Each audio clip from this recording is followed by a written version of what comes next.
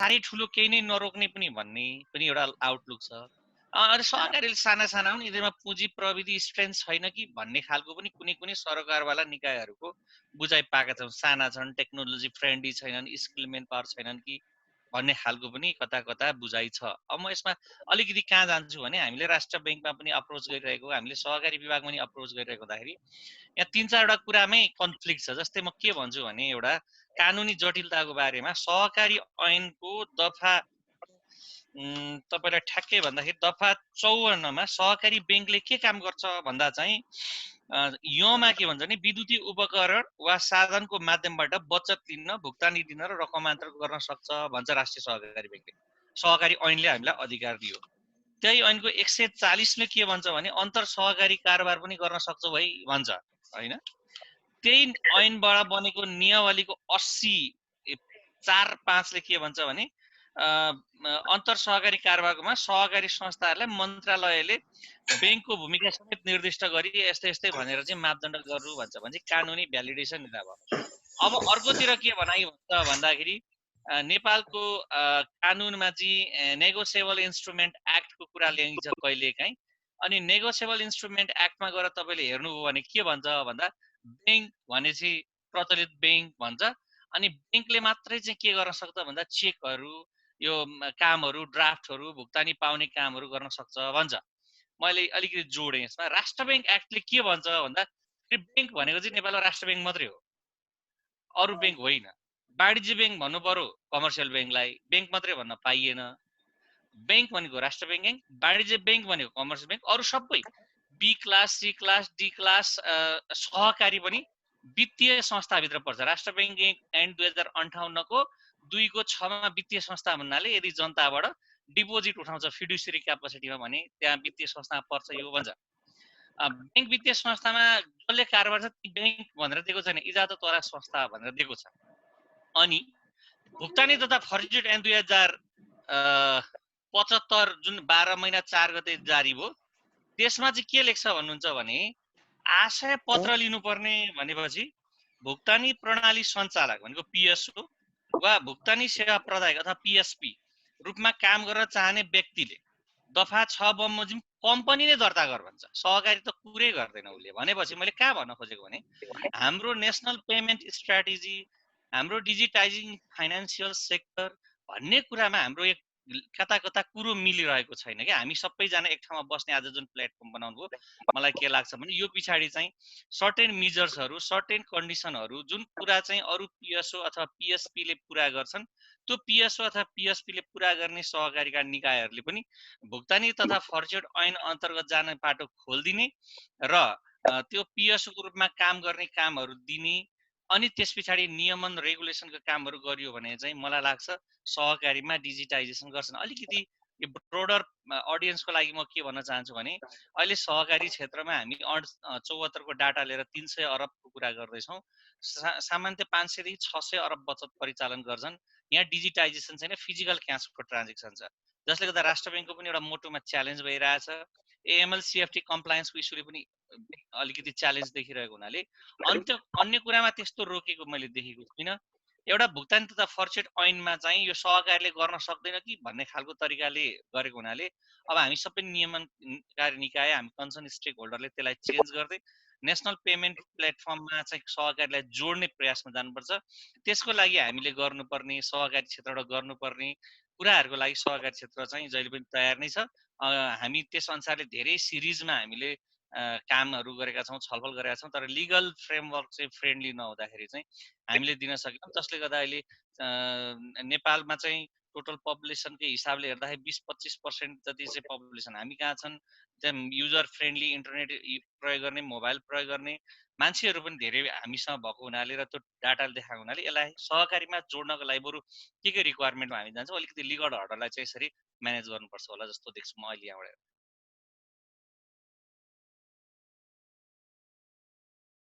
Yadav sir.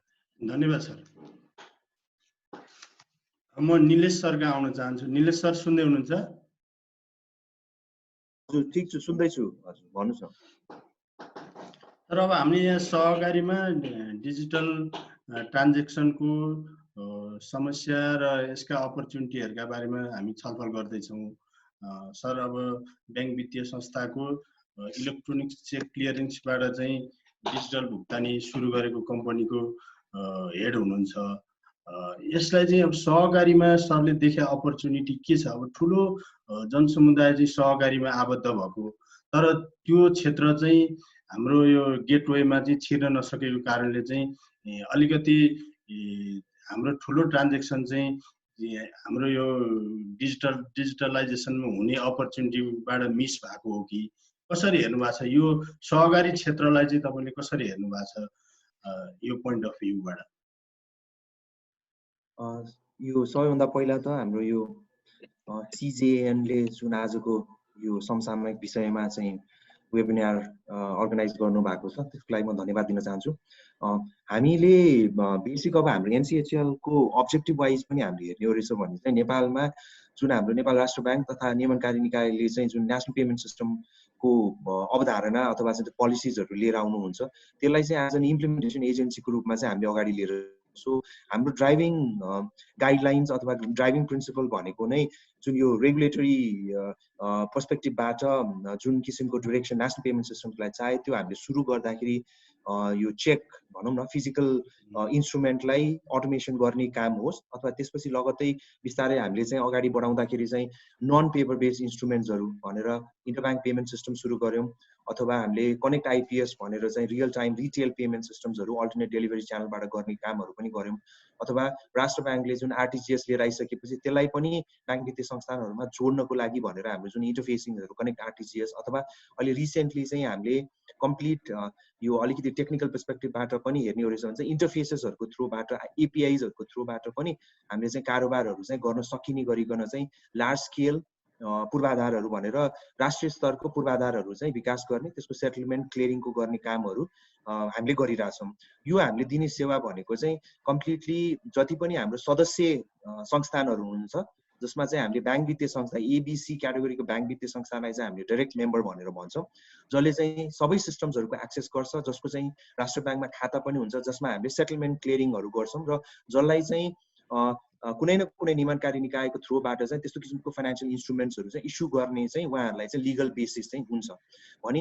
अर्को अहिले हाम्रो चेक बाहेकको हकमा इन्टरब्याङ्क पेमेन्ट सिस्टम, कनेक्ट आइपिएस अथवा आरटिजिएस, एनपिआइजहरूको थ्रु हकमा चाहिँ ब्याङ्क वित्तीय संस्था बाहेक अरू जसले चाहिँ लार्ज स्केल भुक्तानीहरू गर्छ, इलेक्ट्रोनिक पेमेन्ट्सहरू गर्न सक्ने सङ्घ संस्थाहरूको लागि पनि उहाँहरूले चाहिँ सम्बन्धित यो रेगुलेसनबाट चाहिँ अप्रुभल लिएको रहेछ भने चाहिँ उहाँहरूलाई चाहिँ हाम्रो सिस्टममा चाहिँ एक्सेस दिने भनेको NCHL ले चाहिँ उहाँहरूलाई चाहिँ टेक्निकल र अपरेसनली चाहिँ हाम्रो इन्फ्रास्ट्रक्चरमा एक्सेस दिने, तर जुन चाहिँ डाइरेक्ट मेम्बर छ भनेको ब्याङ्क वित्तीय संस्थाहरूको मातहतमा नै रहेर एक्चुअल फाइनेन्सियल ट्रान्ज्याक्सन सेटलमेन्ट हुने काम अथवा पैसाको लेनदेन हुने काम चाहिँ ब्याङ्कहरूको मार्फतबाट नै हुने गरिकन र फाइनल सेटलमेन्ट चाहिँ हामीले राष्ट्र ब्याङ्कमा हुने गरिकन त्यसरी चाहिँ नन यो इन्डाइरेक्ट मेम्बर अथवा चाहिँ टेक्निकल मेम्बर भनेर चाहिँ त्यस्तो किसिमको संस्थानहरूलाई चाहिँ हामीले आबद्ध गर्दै पनि गइरहेको छौँ, जसमध्येमा अहिले राष्ट्र ब्याङ्कबाट मान्यता प्राप्त जुन PSP PHOsहरू भयो,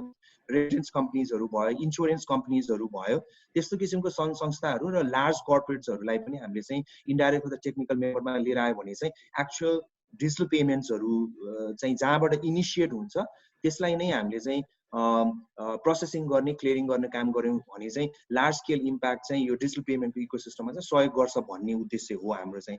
अब जहाँसम्म हाम्रो कोअपरेटिभको हकमा चाहिँ हामीले यो कोअपरेटिभमा पनि अघि हाम्रो सरहरूले चाहिँ जुन डेटा सेयर गर्नुभएको आधारमा पनि राम्रै नम्बर अफ कस्टमर्सहरू डिपोजिट मोबिलाइजेसन पनि भइरहेको छ र केही हदसम्म चाहिँ फाइनेन्सियल इन्क्लुजनमा चाहिँ यसले पनि यो हाम्रो राष्ट्रिय इकोनोमीमा चाहिँ राम्रैसँग सहयोग गरिरहेको भएको कारणले गर्दाखेरि के कस्तो माध्यमबाट चाहिँ हामी NCHL ले जे जति पनि हामीले एक्सपिरियन्स अहिलेसम्म चाहिँ हामीले ग्यादर गर्न सकेको छौँ डिजिटल पेमेन्ट इन्फ्रास्ट्रक्चर यो इम्प्लिमेन्टेसन्समा र यसको क्लियरिङ सेटलमेन्ट अपरेसन्समा, त्यो चाहिँ कुनै हदबाट चाहिँ हामीले कोअपरेटिभलाई पनि यसमा चाहिँ केही किसिमबाट चाहिँ लिएर आउन सक्यो भने चाहिँ यसले चाहिँ नेसनल जुन हाम्रो अब्जेक्टिभ छ त्यसलाई चाहिँ मिठै राम्रैसँग चाहिँ सहयोग गर्छ भन्ने उद्देश्यले डिस्कसन चाहिँ हाम्रो धेरै भइरहेको छ।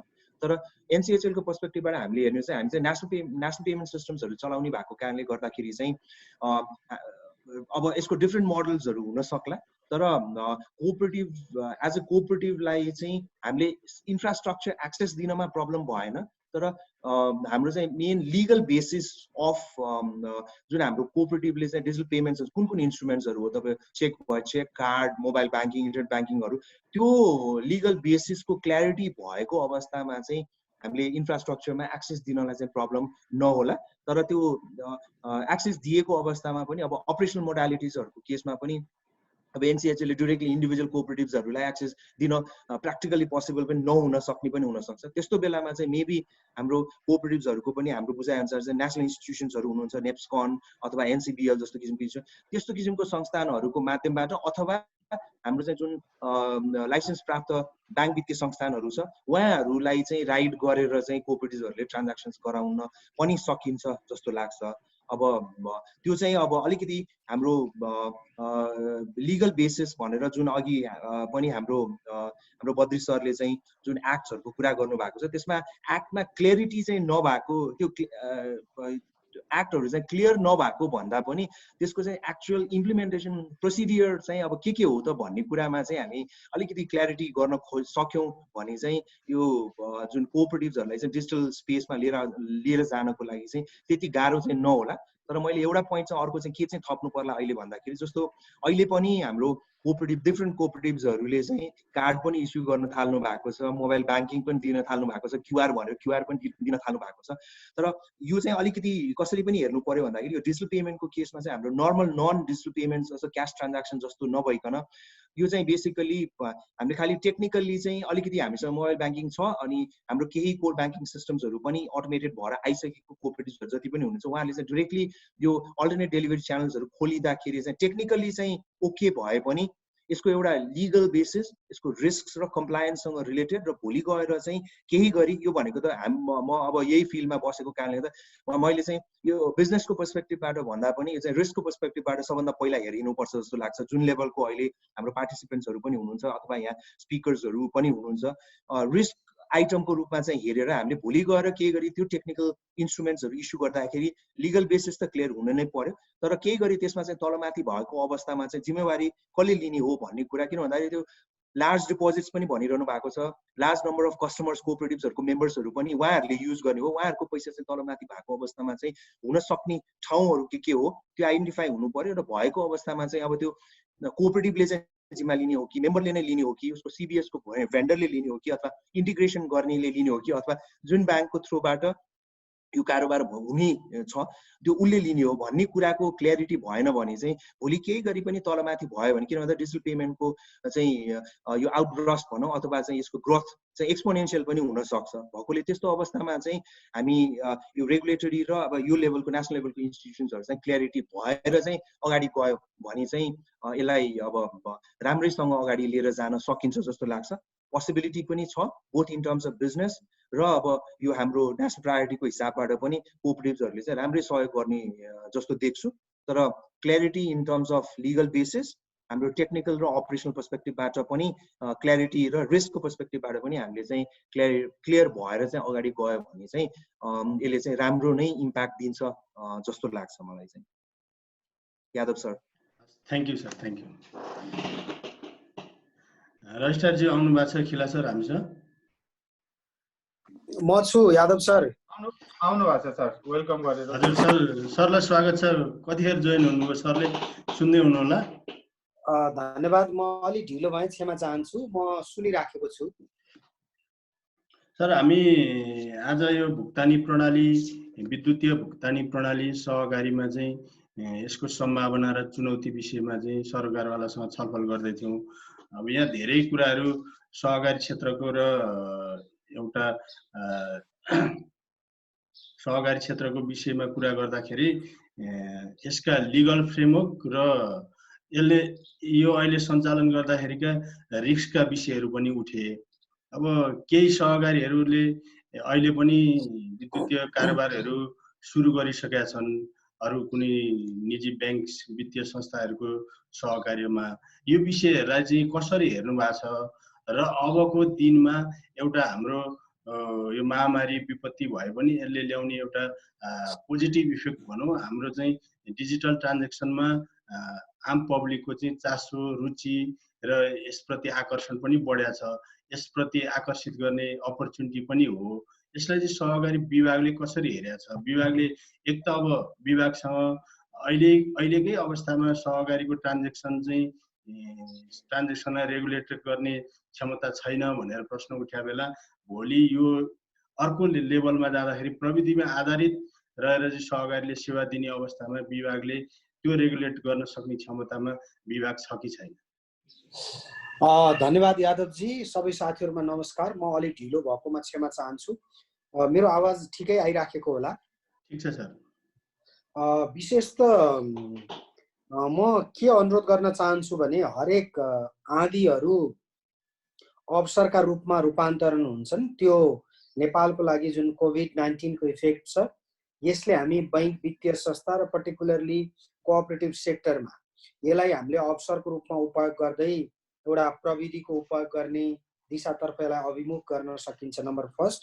नम्बर सेकेन्ड, विषयको सैद्धान्तिक हिसाबले हेर्दा सहकारी भनेको समुदायमा थोरै छरिएर रहेका व्यक्तिहरूलाई समावेश गराएर सानो सानो पुँजी परिचालनका लागि, सानो बचत ऋण परिचालनका लागि, सानो सानो बहुद्देश्य कामका लागि स्थापना गरिएको थियो नेपालमा। तर अब आजको दिनमा समयको परिवर्तनसँगै त्यो सहकारीलाई सानो विषयवस्तुसँग मात्रै जोडेर हेर्न मिल्दैन।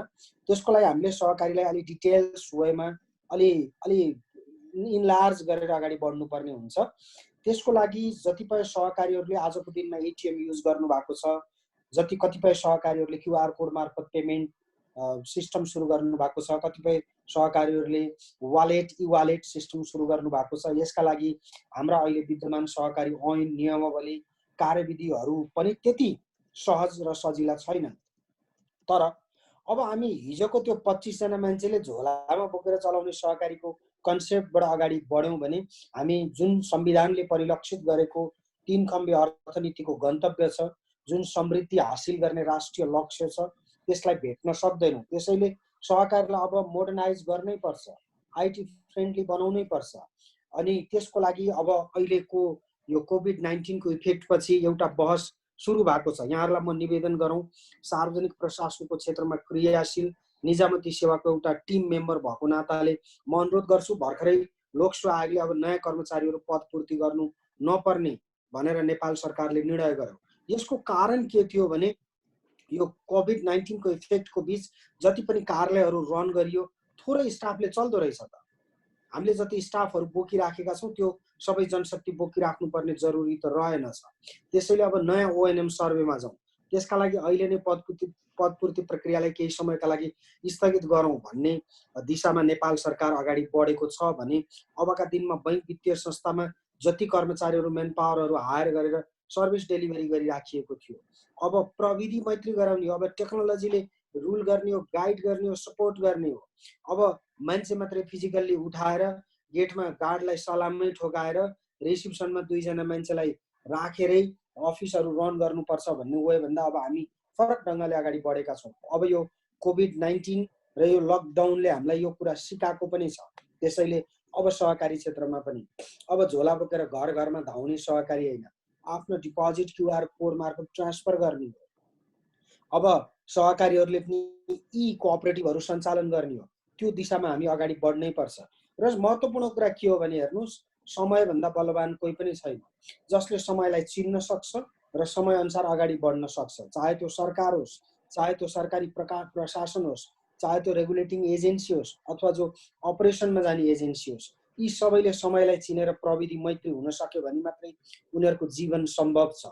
अन्यथा अब सहकारी क्षेत्र मात्रै होइन, मुलुकको समग्र सार्वजनिक प्रशासन, बैंक, वित्तीय क्षेत्र र तमाम सार्वजनिक सरोकारका क्षेत्रहरूमा अब हामी नयाँ एरामा, नयाँ युगमा प्रवेश गरेका छौँ।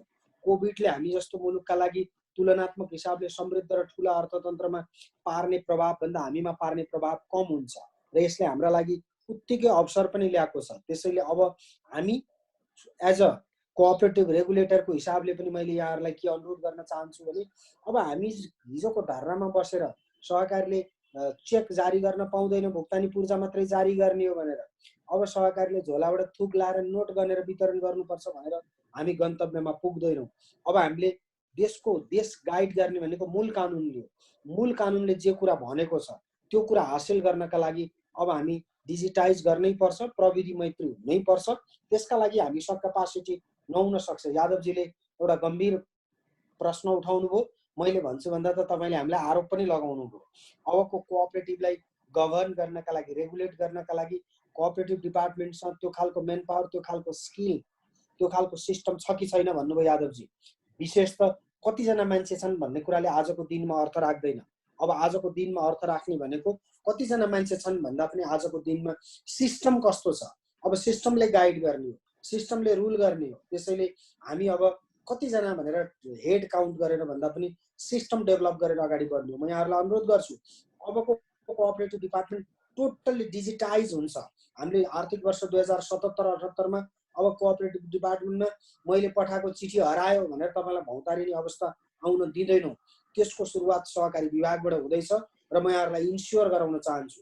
त्यसको लागि हामीले डिजिटल डिपार्टमेन्टका लागि पर्याप्त मात्रामा बजेट विनियोजन गरेका छौँ। हाम्रा लागि अहिले बजेटको ठुलो च्यालेन्ज छ, किनभने रेभिन्यू विशेष त नेसनल ट्रेजरीमा ठुलो प्रेसर छ। यद्यपि यसका बावजुद भएको रिसोर्सलाई हामीले अलि राम्रोसँग युटिलाइज गरौँ। त्यो रिसोर्सको युटिलाइजेसन भनेको बेसिकल्ली यो सिस्टम डेभलपमा हुनुपर्छ भनेर हामी त्यो वेमा अगाडि बढेका छौँ। त्यसैले अब भाषण धेरै गरियो, सहकारी विभागले पनि यो सहकारी अभियानलाई आरोप लगाउने, आफूले चाहिँ चेन्ज नहुने दिशाबाट अब अगाडि बढ्न सक्दैन भनेर हामी पहिलो सुरुवात विभागबाट गर्दैछौँ। यो खुस खबर यहाँहरूसँग सेयर गर्न पाउँदा मलाई अत्यन्तै गर्वको महसुस भइराखेको छ। त्यसैले अब हामी डिजिटल वेमा जाने हो। त्यो डिजिटल वे कस्तो हुन्छ त्यसको हामीले अहिले नै अनुमान गरौँ, ड्रइङ गरौँ, डिजाइन गरौँ, प्लान गरौँ। हामीसँग बोल्ने मुखहरू धेरै भए, अब हामीलाई कर्मठ गर्ने हातहरू चाहिएको छ। म यहाँहरूलाई इन्स्योर गराउँछु, आर्थिक वर्ष यो आउने आगामी आर्थिक वर्ष जो साउन 1 गतेबाट सुरु हुन्छ, सहकारी विभागले यहाँहरूलाई इमान्दारीपूर्वक भन्दा एउटै कुरामा बढी फोकस गरेर अगाडि बढ्छ, त्यो भनेको डिजिटाइजेसन। यो भइसकेपछि अब कोअपरेटिभहरू पनि डिजिटल प्लेटफर्म मार्फत अगाडि बढ्नु उहाँहरूको लागि बाध्यता हुन्छ।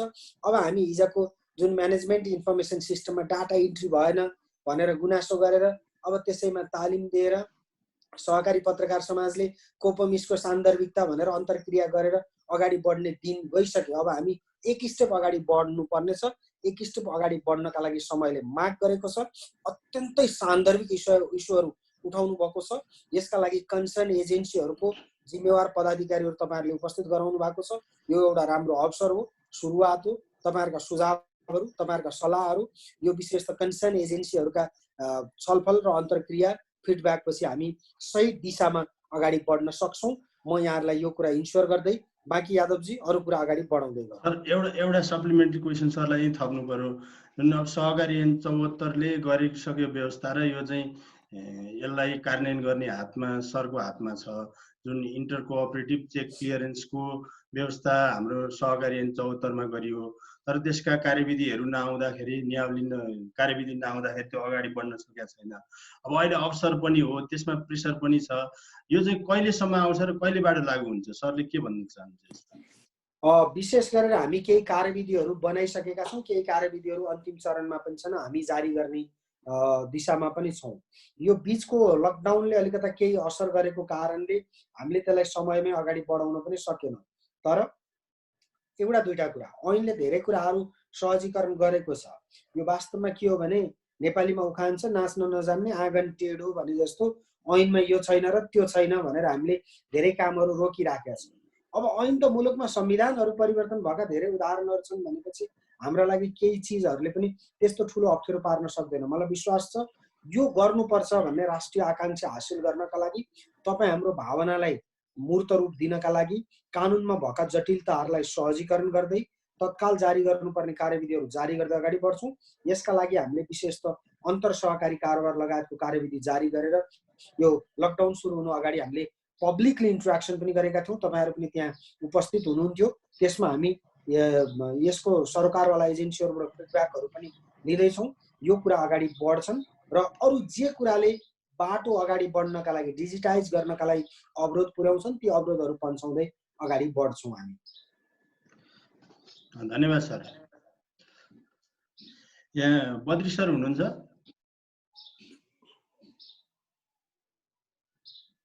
बद्री सर, शिव सर हुनुहुन्छ? शिव सर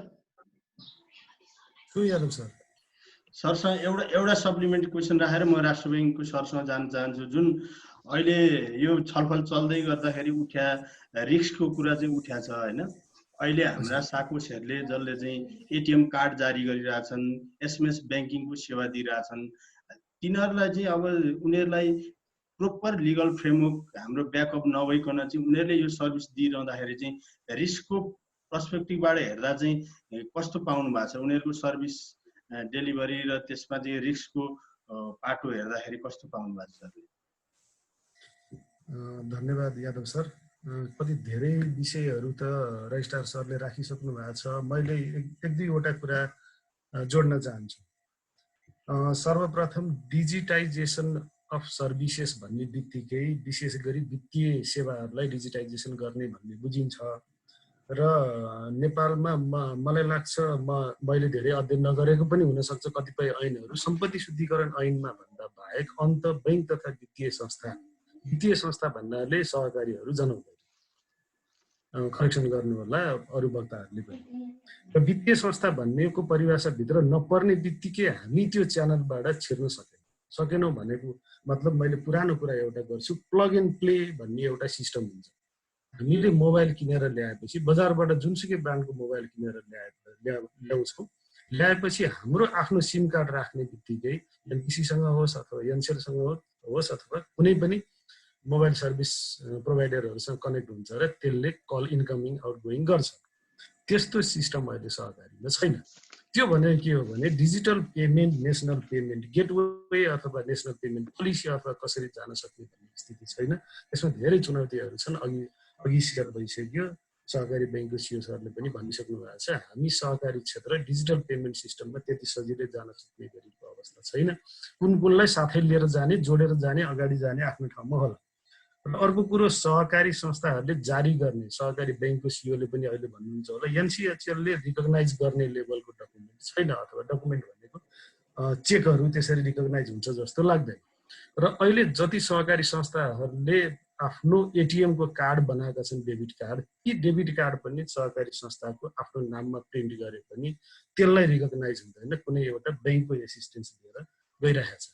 अहिले सहकारी संस्थाहरूको टेक्नोलोजी चाहिँ एसिस्टेन्स, सिस्टम नभइकन एसिस्टेन्सको रूपमा मात्रै काम भइरहेको मैले बुझेको छु। अब यसको सबभन्दा चुनौती भनेको धेरै विषयका चुनौती रहँदै पनि नेपालमा एउटा चुनौती चाहिँ सहकारी संस्थाको सङ्ख्या धेरै नै भयो, 35,000 भन्दा मास्तिर गयो। एउटा विषय थियो। अर्को कुरा कन्सेप्चुअल क्ल्यारिटी भन्ने कुरा सहकारी क्षेत्रमा आएन। मैले दोष लगाउन खोजेको होइन।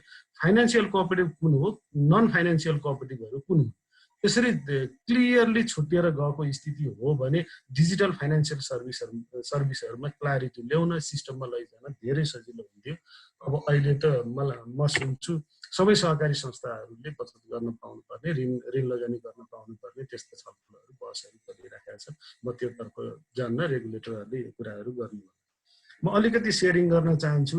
धेरै त मलाई थाहा भएन। कतिपय देशहरूमा यो बचत तथा ऋण सहकारी संस्था अथवा फाइनेन्सियल सेक्टरमा इन्भल्भ भएका सहकारी संस्थाहरूको रेगुलेसन दर्ता नियमनकारी निकाय सहकारी विभाग जस्तै एजेन्सी अथवा के हुन्छ नेपाल सरकारको तहले दर्ता गर्छ। तर लाइसेन्सिङ जसले दिन्छ त्यो चाहिँ नेपाल राष्ट्र ब्याङ्क जस्ता अर्गनाइजेसनहरूले लाइसेन्सिङ दिन्छन् र बचत ऋणको कारोबार गर्न पाउने, डिजिटल पेमेन्ट सिस्टमहरू एडप्ट गर्न पाउने गरी दिन्छ। जस्तो अस्ट्रेलियामा अस्ट्रेलियन प्रुडेन्सियल रेगुलेटरी एजेन्सी भन्नेले त्यहाँको बचत तथा ऋण सहकारीको कारोबार गर्नेलाई लाइसेन्स दिन्छ। ठ्याक्क नेसनल पेमेन्ट सिस्टममा बैंक जसरी छिरे उनीहरू पनि त्यसरी छिर्न पाउँछन्। चेक क्लियरेन्स पनि हुन्छ, त्यसमा कुनै टपअप इन सर्भिस राख्नु पर्दैन, एटिएम जारी हुन्छ, क्रेडिट कार्ड जारी हुन्छ, सबै कुरा हुन्छ। साउथ कोरिया, दक्षिण कोरियामा हुन्छ फाइनेन्सियल सुपरभाइजरी कमिसन भन्ने छ। राष्ट्र ब्याङ्क जस्तै हो त्यो। राष्ट्र ब्याङ्करलाई जसले रेगुलेट गर्छ क्रेडिट युनियन अथवा बचत तथा ऋण सहकारी संस्थाहरूलाई वा बचत ऋणको कारोबार गर्ने सहकारी संस्थाहरूलाई उसले रेगुलेट गर्छ, मोनिटर गर्छ, रिपोर्ट दिन्छ र उसका ट्रान्जेक्सनहरूको एस्युरेन्स गर्छ। यस्तै Ireland, America, Canada, Brazil, Kenya र अहिले पछिल्लो समय चाहिँ फिलिपिन्स। भनेको के हो भने राष्ट्र ब्याङ्क जस्ता एजेन्सीहरूले उनीहरूलाई बचत ऋणको कारोबार गर्ने अथोरिटी अथवा लाइसेन्स दिएपछि मात्र उनीहरू अब बचत उठाउन र ऋण लगानी गर्न, बचतका प्रकारहरू थप्न, घटाउन, लैजान र प्रविधिलाई एडप्ट गर्न र नेसनल पेमेन्ट स्विचमा जानलाई सम्भव हुन्छ। अरू देशको प्र्याक्टिस हेर्दाखेरि पनि अब नेपालको फर्स्ट चुनौती भनेको चाहिँ सहकारी संस्थाहरू धेरै भए, सबै सहकारी संस्थाहरूले बचत उठाउने र ऋण लगानी गर्ने भए र त्यो भएको हुनाले अहिले ठ्याक्कै चाहिँ नेसनल पेमेन्टमा जानलाई त्यति सजिलो छैन र अहिले गरिराखेका छन्, एसिस्टेन्स लिइराखेका छन्। अहिलेको प्रविधिको प्रयोग भनेको चाहिँ एसिस्टेन्स मात्रै हो, सिस्टमको कुरा होइन। अघि निलम सरले भनिसक्नु भएको छ, यो ट्रस्टेड के अरे फाइनेन्सियल ट्रान्जेक्सन अथवा ट्रस्टेड रिपोर्टिङ अथवा ट्रस्टेड कोर ब्याङ्किङ सिस्टमको युज हुने र रिपोर्टिङको लेभलमा जाने हो भने जोडिनलाई र यो प्रविधिमा नेसनल पेमेन्ट गेटवेमा जानलाई गाह्रो छैन। अब ती बेसिक लेभलदेखि चाहिँ हामीले ट्रस्टेड अर्गनाइजेसन हो, ट्रस्टेड रिपोर्टिङ भइरहेछ, ट्रस्टेड ट्रान्जेक्सनहरू भइरहेको छ, ट्रस्टेड पोलिसीहरू एडप्ट भएको छ र गभर्नेन्सको एसुरेन्स भएको छ भन्ने लेभलमा पुगेपछि अघि रजिस्ट्रार सरले भनेको जस्तो लेभलमा हामी पुग्न सक्छौँ। हस्, धन्यवाद सरलाई। अब म रेवती सरसँग आउन चाहे। रेवती सर सुन्दै हुनुहुन्छ?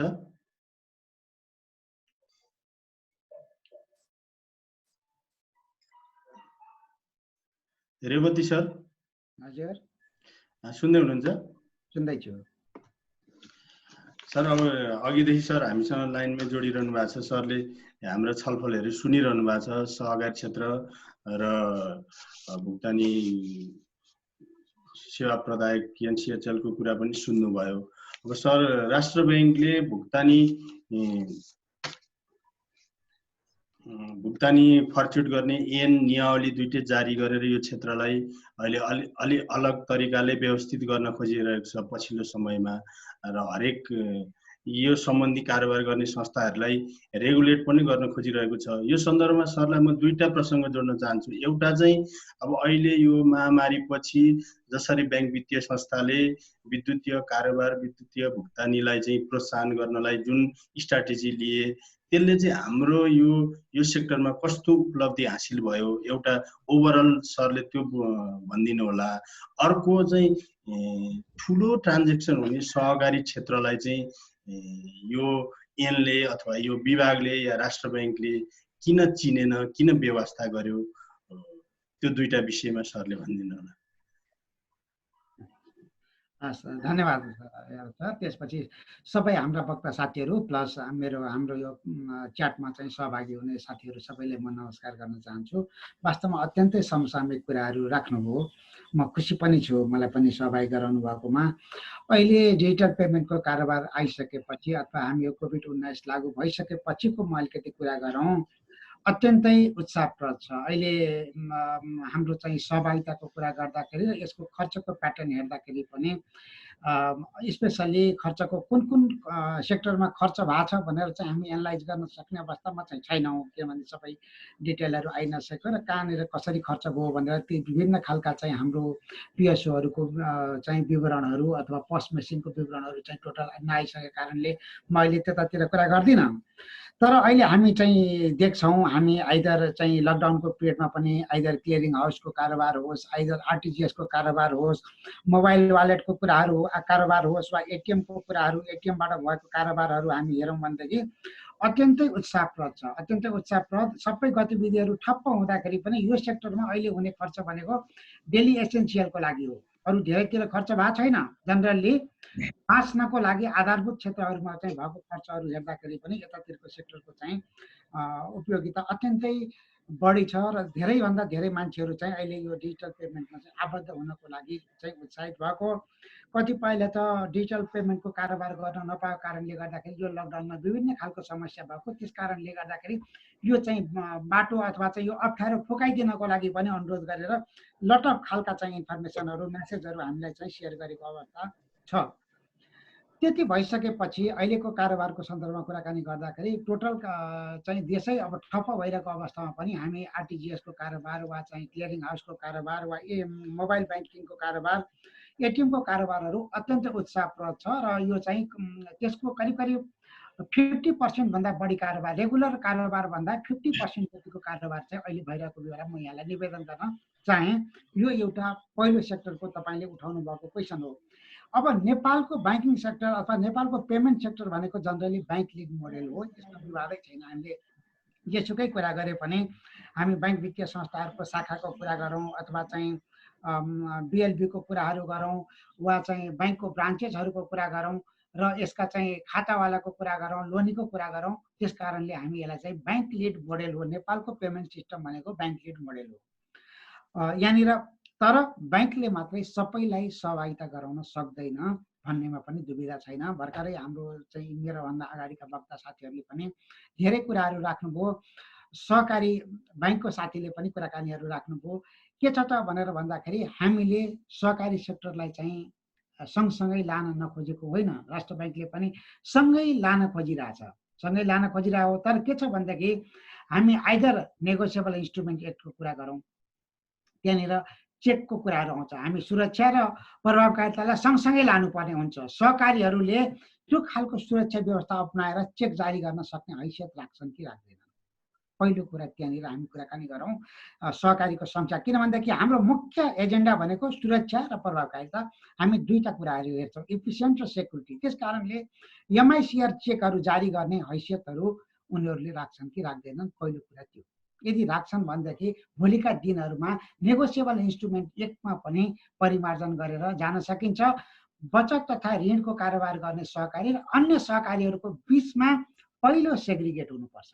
हामी सबैलाई सहकारी भन्नाले ब्ल्याङ्केटमा त्यो बास्केटमा हाल्न सक्छौँ अथवा राख्नुपर्छ भन्ने पक्षमा म छैन।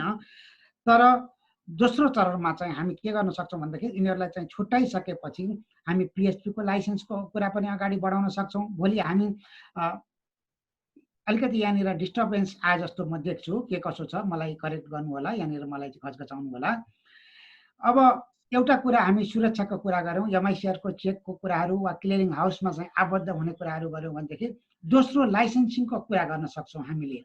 अहिलेको भुक्तानी तथा फर्सट ऐनले चाहिँ के गर्छ त भनेर भन्दाखेरि सहकारीहरूलाई कम्पनी स्थापना गरेर आऊ भनेर अरूलाई सर एउटै टोकरीमा हालेको अवस्था छ, निश्चितै रूपमा छ। सहकारी ब्याङ्कको साथीहरूले पनि म आउनुभन्दा अगाडि नै मैले यो विभाग हेरेको भर्खर 4 महिना जति भयो, त्यो बेला भन्दा अगाडि नै साथीहरूले एउटा लाइसेन्सको लागि निवेदन पनि दिनुभएको रहेछ। तर जब हाम्रो चाहिँ 75 साल चैतको 4 गते नयाँ ऐन आइसकेपछि त्यो कुराहरू स्टप भएछ।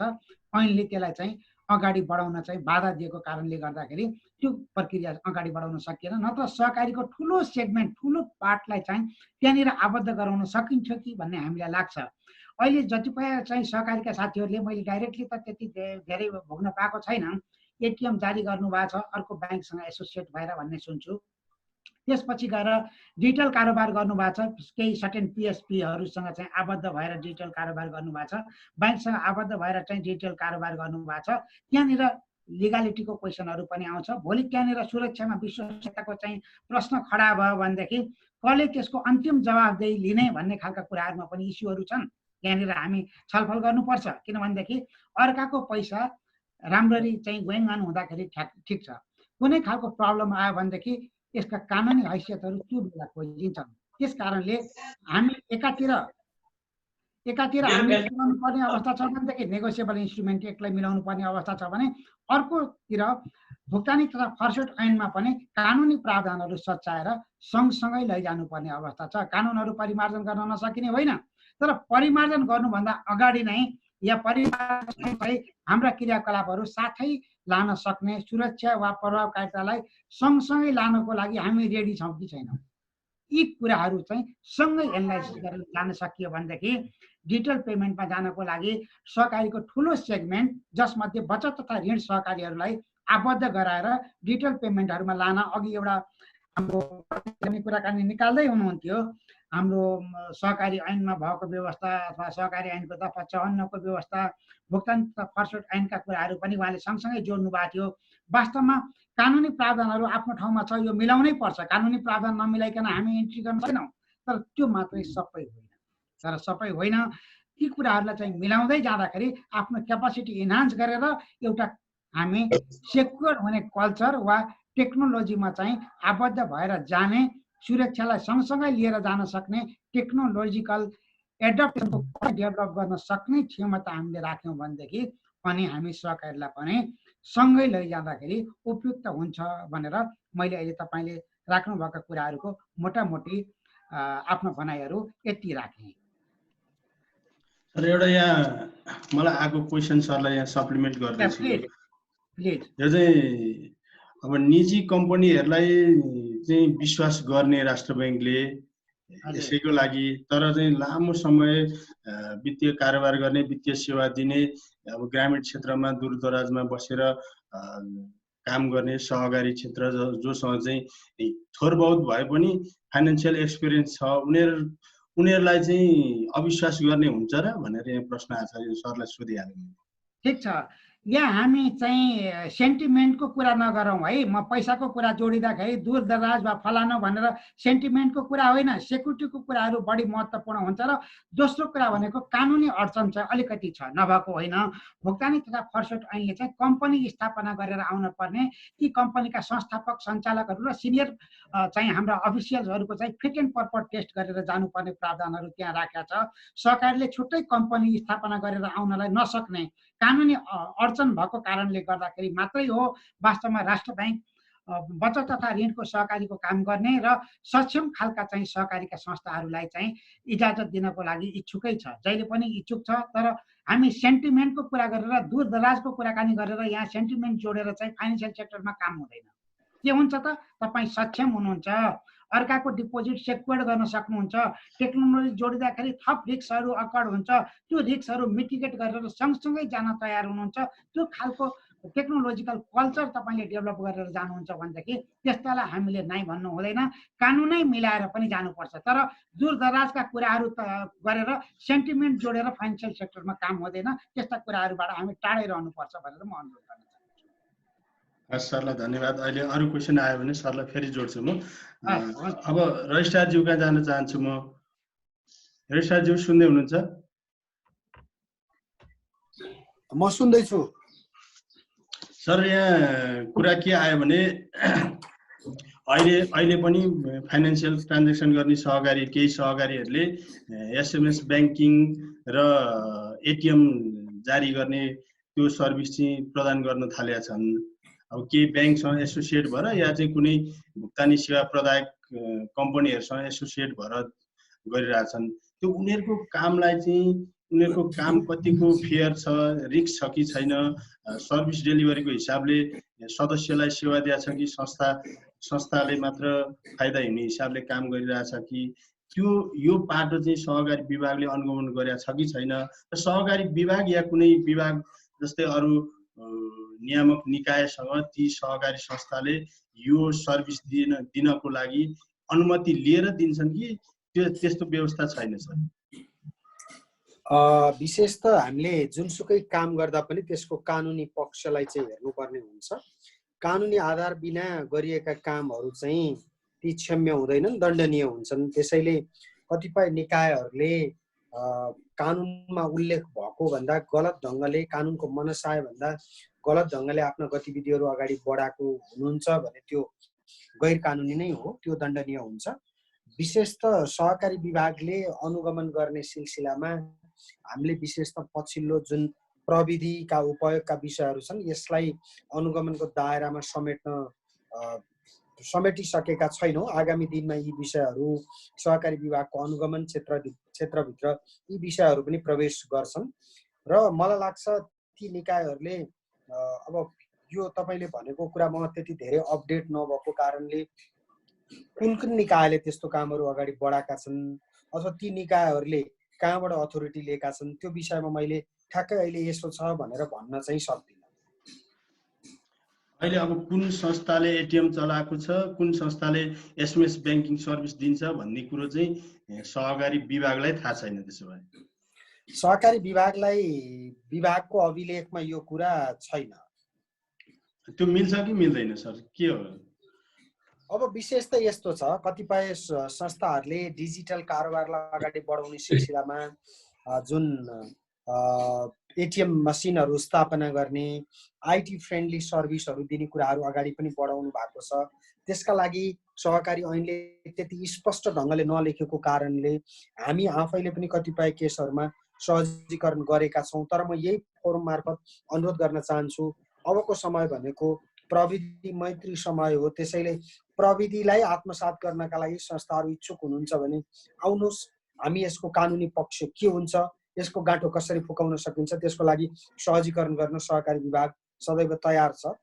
त्यसलाई सहकारी विभागले अन्यथा लिँदैन, तर अनुमति लिएर अभिलेख तय गरेर केही कानुनी आधारमा मात्रै अगाडि बढ्नु जरुरी हुन्छ। हस्, धन्यवाद सरलाई। म फेरि रेवती सरसँग आएँ। एउटा क्वेसन आएको छ च्याट बक्समा, सरले नै हेर्नुभयो होला।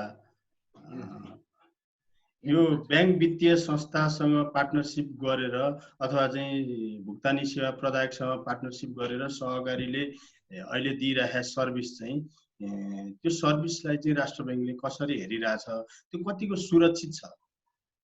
होइन, हाम्रो पार्टबाट त यो चाहिँ अहिले वैधानिक होइन। हामीले ब्याङ्कहरूलाई जसले हाम्रो चाहिँ अनुमति लिन सक्नु भएको छैन त्यो कारोबार नगर्नु भनेर भनेका छौँ। तर ब्याङ्कहरू के छ भने आफ्नो रिस्कमा चाहिँ हाम्रो चाहिँ अनुमति नलिएर उहाँहरूसँग एसोसिएट भएर गर्नुभएको कारणले गर्दाखेरि त्यो हाम्रो पार्टबाट अहिलेलाई चाहिँ म चाहिँ वैधानिक भन्दिनँ। त्यसको सम्पूर्ण जवाफदेही कुनै खालको प्रब्लम पर्यो भनेदेखि हामी सम्बन्धित ब्याङ्कलाई बोलाउँछौँ। कुनै खालको हामीलाई क्वेसनहरू आयो भनेदेखि हामी ब्याङ्कलाई बोलाउँछौँ र ब्याङ्कले सम्पूर्ण दायित्व वहन गर्ने गरेर त्यो गरेछ भनेर मेरो पनि अनौपचारिक नोटिसमा आएको हो। औपचारिक रूपमा ब्याङ्कहरूले हामीसँग सहकारीसँग कारोबार गर्नको लागि स्वीकृति लिएको अवस्था छैन। त्यसै गरेर पिएसपीले पनि यो उहाँहरूको रिस्कमा हो। अहिले चाहिँ जोखिम नआउन्जेलसम्मको लागि, कुनै प्रब्लम नआउन्जेलसम्मको लागि वे आर ओके। तर कुनै खालको प्रब्लम आयो भनेदेखि त्यो भोलि हामी बन्द गराइदिन पनि सक्छौँ र वा त्यसलाई रेगुलराइज गर्नको लागि आवश्यक कानुनी प्रक्रियामा चाहिँ जानुपर्ने अवस्था हुनसक्छ। र यही जोडिहाले सरलाई, अब ब्याङ्कबाट चाहिँ सहकारीको खातामा ट्रान्सफर गर्न सक्ने र सहकारीको खाताबाट ब्याङ्कमा ट्रान्सफर गर्न सक्ने सर्भिससँग त्यो चाहिँ सुरु हुँदैछ भनेर चाहिँ धेरै सामाजिक सञ्जालमा कुनै कम्पनीले त्यो प्रचार गरेर देखिन्छ। अर्को विषय जस्तै अब एटिएमको विषयमा एटिएम फ्रडका धेरै घटनाहरू हामीले भोग्यौँ। अब भोलि सहकारी संस्थाको एटिएम हुँदै चाहिँ हाम्रो ब्याङ्किङ सिस्टमकै चाहिँ प्रणालीको पैसा नै भोलि चाहिँ चोरी हुने सम्भावना छ। त्यो रिस्क त तपाईँहरूले हेर्नु पर्यो नि सर। एकदमै हो, म यसमा पुरै सहमत छु तपाईँको। त्यही कारणले गर्दाखेरि ब्याङ्क तथा वित्तीय संस्थाहरूले हाम्रो अहिले भर्खरै हामी चाहिँ भुक्तानी तथा फर्स्ट ऐनको दफा 6 नै हेऱ्यौँ भनेदेखि ब्याङ्कहरूले सम्झौता गरेर चाहिँ आफ्नो दायित्वमा त्यो अरूसँग कारोबार गर्न सक्ने भन्ने खालको व्यवस्था छ र एजेन्ट नियुक्ति गरेर पनि जान सक्ने भन्ने खालको व्यवस्था चाहिँ त्यो कानुनी रूपमा राखेको छ। तर त्यसको लागि प्री एप्रुभल चाहिँ राष्ट्र ब्याङ्कको चाहिँ रिक्वायर्ड हुन्छ। त्यो कामहरू गरेर अहिले सम्बन्धित ब्याङ्क तथा वित्तीय संस्थाहरू वा पिएसपीहरूले चाहिँ हामीसँग लाइसेन्स लिएर वा हामीसँग चाहिँ अनुमति लिएर यसरी सम्झौता गरेको अवस्था छैन। त्यस कारणले गर्दाखेरि अहिले त्यो प्रक्रिया वा त्यसका विधिहरू, जोखिम व्यवस्थापनका मुख्य विषयहरूमा चाहिँ यो अवस्थाहरू हुन्छ भनेर चाहिँ उनीहरू बिचमा चाहिँ सम्झौता गरेर राष्ट्र ब्याङ्कसँग स्वीकृति नलिइसकेको कारोबारलाई चाहिँ म अहिले वैधानिक भन्न सक्ने अवस्था छैन। जेसुकै कुरा भए पनि हामी ब्याङ्किङ सिस्टममा यति खालको सेक्युर छौँ भनेर भन्दाखेरि पनि विगतमा चाहिँ तपाईँले एटिएम ह्याक लगायतका विविध खालका कुराहरू देख्नुभयो। त्यस कारणले गर्दाखेरि अहिले हामी सबै कानुनी प्रावधानहरू पुरा नगरिकन, प्रविधि वा सुरक्षाका व्यवस्थाहरू तय नगरिकन यी खालका कारोबारहरूलाई प्रोत्साहन दिने पक्षमा चाहिँ राष्ट्र ब्याङ्क छैन। ठिक छ, एउटा भावनाले चाहिँ सहकारीहरूसँग चाहिँ ठुलो सेगमेन्ट छ, त्यस कारणले गर्दाखेरि ठुला मोबाइल ब्याङ्किङका युजरहरू हुन सक्छन् वा चाहिँ तपाईँहरूको 60-65 लाख चाहिँ ग्राहकहरू छन्, हुनुपर्छ भन्ने आफ्नो चाहिँ तपाईँहरूको अथवा सहकारी क्षेत्रका साथीहरूको धारणा छ। हामीलाई जवाब पनि आएको छ, कुराकानीहरू पनि आएको छ, छलफल पनि भएको छ। तर त्यो भन्दैमा कानुनी प्राविधिक पूर्वाधारहरू तयार नगरिकन र जोखिम व्यवस्थापनको लागि पर्याप्त सुरक्षा व्यवस्था नअपनाइकन यी खालका क्रियाकलापहरू अगाडि बढाउन उपयुक्त हुन्छ जस्तो मलाई लाग्छ। सर, यहाँ एउटा क्वेसन जोडे, जस्तै धेरै सहकारी साथीहरू चाहिँ अब यहाँ लाइभ पनि हेरिरहनु भएको होला, उहाँहरूको जिज्ञासा पनि होला। यो जस्तै केही भुक्तानी सेवा प्रदायक कम्पनीहरूले चाहिँ अहिले हामी यस्तो सर्भिस दिन्छौँ भनेर सहकारीमा मार्केटिङ गरिरहेको अवस्था छ, जुन एसएमएस ब्याङ्किङको लागि। अनि केही ब्याङ्क लगायतका ब्याङ्कहरूले पनि एटिएम सर्भिसको लागि सहकारीमा मार्केटिङ गरिरहेको अवस्था छ भन्ने सुनिन्छ। ती अब सहकारी संस्थाका सञ्चालक या चाहिँ सिइओहरू जो अहिले हामीलाई हेरिरहनु भएको छ, सुनिरहनु भएको छ, तिनीहरूलाई चाहिँ तपाईँ के मेसेज दिन चाहनुहुन्छ? एकचोटि तपाईँले यो काम गर्नको लागि राष्ट्र बैङ्कको अनुमति आवश्यक पर्छ कि पर्दैन, त्यसकारणले लिनु भएको छ भनेर सोधिदिनको लागि म अनुरोध गर्छु। त्योभन्दा धेरै कुरा म केही गर्दिनँ। किनभनेदेखि हामी त रेगुलेटर हो, आइसकेपछि हामी आवश्यक चाहिँ हाम्रो प्रक्रिया वा विधिभन्दा बाहिर गइसकेपछि त्यो खालको कारोबार भयो भनेदेखि त्यो बेलामा हामी नेसेसरी एक्सन निश्चितै रूपमा लिन्छौँ। त्यस कारणले यो खालको काम गर्नको लागि तपाईँले राष्ट्र बैङ्कबाट पर्मिसन लिनुभएको छ कि छैन भनेर एकचोटि सोधिदिनको लागि आग्रह मात्रै गर्न चाहन्छु। किनभने काम नभइसकेको कारणले अहिले नै हामी कारबाही गर्छौँ भनेर भन्दाखेरि उपयुक्त नहुन सक्छ। फेरि अहिले डिजिटल इरा भनेर हामी गइरहेछौँ, काम त गर्नुपर्ने अवस्था पनि आउन सक्छ, तर विधि वा प्रक्रिया पुऱ्याएर अगाडि बढ्नुपर्छ भन्ने हाम्रो धारणा छ। हस् हस्, धन्यवाद सरलाई। अब सरका फेरि आउँला अरू क्वेसन आयो भने। अब म बद्री सरका आउन चाहन्छु। बद्री सर। सर हजुर। सर, अब हाम्रो सहकारी संस्थाहरूले जुन अब तपाईँहरू चाहिँ नियामक एज अ सेमी नियामक जस्तो पनि हुनुहुन्छ, त्यो हिसाब तपाईँले आफ्ना सदस्य संस्थाहरूलाई कसरी ड्राइभ गरिरहनु भएको छ? हामी त रिस्क जोनमा बसेर काम गरिरहेछौँ। भोलि सहकारी संस्था त अप्ठ्यारोमा पर्न सक्छ, लिगल फ्रेमवर्क रहेछ, हाम्रो चाहिँ रिस्कको सेक्युरिटी हामीले चाहिँ गरिरहेछौँ। र अर्को क्वेसन यहाँ च्याटमा नै आछ, टेक्नोलोजी राम्रो बनाउनलाई चाहिँ सहकारी ब्याङ्कले सपोर्ट गर्न सक्दैन सहकारी संस्थाको स्ट्रेन्थको लागि भन्ने क्वेसन नै आछ, के भन्नुहुन्छ सर? अब यस्तो हो, वास्तवमा अहिले रेवती सर आएपछि चाहिँ अलिकति डिजिटल पिएचडी सेक्सनले अलि ब्रोडर पर्सपेक्टिभमा सबैलाई इन्क्लुजन लाने, तर चाहिँ सेक्युरिटीमा कम्प्रोमाइज नगर्ने खालको चाहिँ मेसेज चाहिँ बाहिर आएको छ, जुन चाहिँ एउटा सहकारीका साथीहरू पनि आफूले आफ्नो अपग्रेड गरेर नेसनली कुनै फ्रेमवर्क आयो भने दिन पर्छ। तर सर्टेन कुरा के भने भोलि पब्लिक आउटक्राइजको कुरा जुन छ त्यसलाई त हामीले त त्यतिकै छोड्न मिल्दैन भन्ने खालको कुरा आएको छ, एउटा कुरा। अब दोस्रो कुरो के हो भने हामीले फेरि के पनि गर्न भएन भने अब मैले कसरी यसलाई अलिकति लेभरेज गर्न खोजेको भने फेरि नियमनकारी निकायको पर्सपेक्टिभबाट रिस्क नै बढी हुन्छ। हाम्रो सर्भिस डेलिभरी मान्छेलाई चाहिँ हामीले सर्भिस बढी अलिक प्रेसर हुन्छ क्या, जस्तो हाम्रो पर्सपेक्टिभ अलि मान्छे हामीले नि क्यालकुलेटिभ रिस्क चाहिँ लिने कि नलिने भन्ने खालको कुरामा चाहिँ हाम्रो बढी फोकस हुन्छ।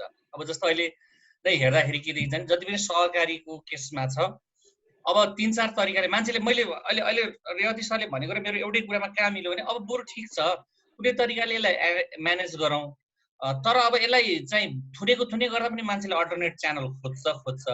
त्यो अल्टरनेट च्यानलले फाइनेन्सियल सेक्टरमा चाहिँ के ल्याउँछ त भन्दा रिस्क ल्याउँछ। त्यसले गर्दा रिस्कलाई मिटिगेट गर्दै बरु यसलाई व्यवस्थित गर्ने। जस्तो अहिले के हुनसक्छ यसको विकल्प भने नेसनल कोअपरेटिभ ब्याङ्क लिमिटेड भनेको अहिले एफएसएसपीले पनि हाम्रो इन्स्टिट्युटमा डायग्नोस गर्दैछ, हामी भेरी ओपन छौँ।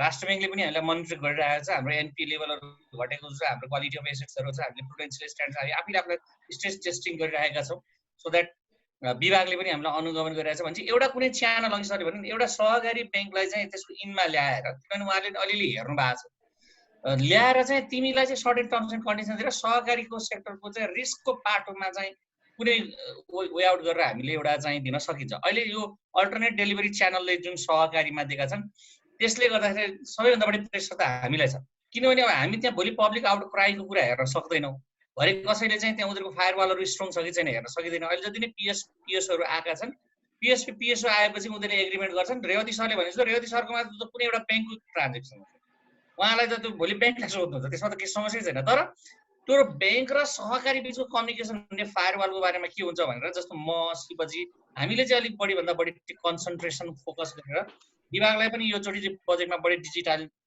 सेक्टरमा जाने, के अरे सफ्टवेयरहरूलाई चाहिँ रिकगनाइज गर्ने, एपीहरू हेर्ने, डाटा सेन्टरहरू बनाउने, जसले गर्दाखेरि हामी एउटा चाहिँ सेक्टरमा जाउँ भनेको छ। अब तर पनि फेरि के हो भने पब्लिकको डिमान्ड त अनएक्सपेक्टेडली छ नि, गाउँमा छन्, इकोनोमिक एक्टिभिटी सानो भएको भए छन्, लोकल स्केलमा काम गरिरहेका छन्, उनीहरूले पनि अब अहिले कस्तो भइरहेको छ भने अब अहिले चाहिँ चेक भन्ने कुरो छैन सहकारीमा, सब्सटेन्स ओभर द फर्म भन्ने हुन्छ, नाम जेसुकै राख्यो नि काम चाहिँ भुक्तानी पूर्जाले रकम चाहिँ झिकेकै छ भनिसके पछाडि अब त्यो मान्छेले चाहिँ के भन्छ भन्दाखेरि धनगढीको मान्छेले काठमाडौँ आउँदा सहकारीमा पैसा राख्न सक्दैन, किनभने उसले चाहिँ उसको त्यो भुक्तानी पूजा चल्दैन भनेपछि त्यो सहकारी अल्टरनेट डेलिभरी च्यानलमा किन जानु पर्यो भन्दाखेरि अब बरु एटिएम भयो भने सर्टेन समयसम्म कमसेकम पुगेर त आउन सक्छ। त्यसले गर्दा अलिकति यो बाध्यताको कुरा छ। हामीले के चाहिँ भनेको छ भने जति पनि मैले बुझाएको छु पिएसपी पिएसओहरूले जसले चाहिँ अल्टरनेट डेलिभरी च्यानलबाट सहकारीलाई चाहिँ फन्ड ट्रान्सफर गर्नुभएको छ, फायरवालमा उहाँहरूले इन्भेस्टमेन्ट गर्नुभएको छ। मैले यो पछाडि ह्याक भइसकेपछि हेर्दाखेरि पनि उहाँले के भन्नु भने हाम्रो एटिएमबाट चाहिँ ह्याक भएको छैन, हाम्रो चाहिँ योबाट ह्याक भएको छैन, किनभने हाम्रो फायरवाल सिस्टम चाहिँ त्यो ब्याङ्कले पनि टेस्ट नगरिकन हामीसँग एग्रिमेन्ट गरेको छैन भनेको छ। म चाहिँ के चाहन्छु भने आज दुईटा रेगुलेटर बढेका छ चाहिँ एक्जिक्युटिभ डाइरेक्टर र सचिवजी हुनुभएको हुनाले हामीलाई बरु जिम्मेवारी केमा बनाउनुहुन्छ बनाउनुहोस्, हजुरहरूले केमा गर्नुहुन्छ हामी पनि सहयोग गरौँ, एकैचोटि नहोला, एउटा होलिस्टिक एउटा एप्रोच बनाऊ।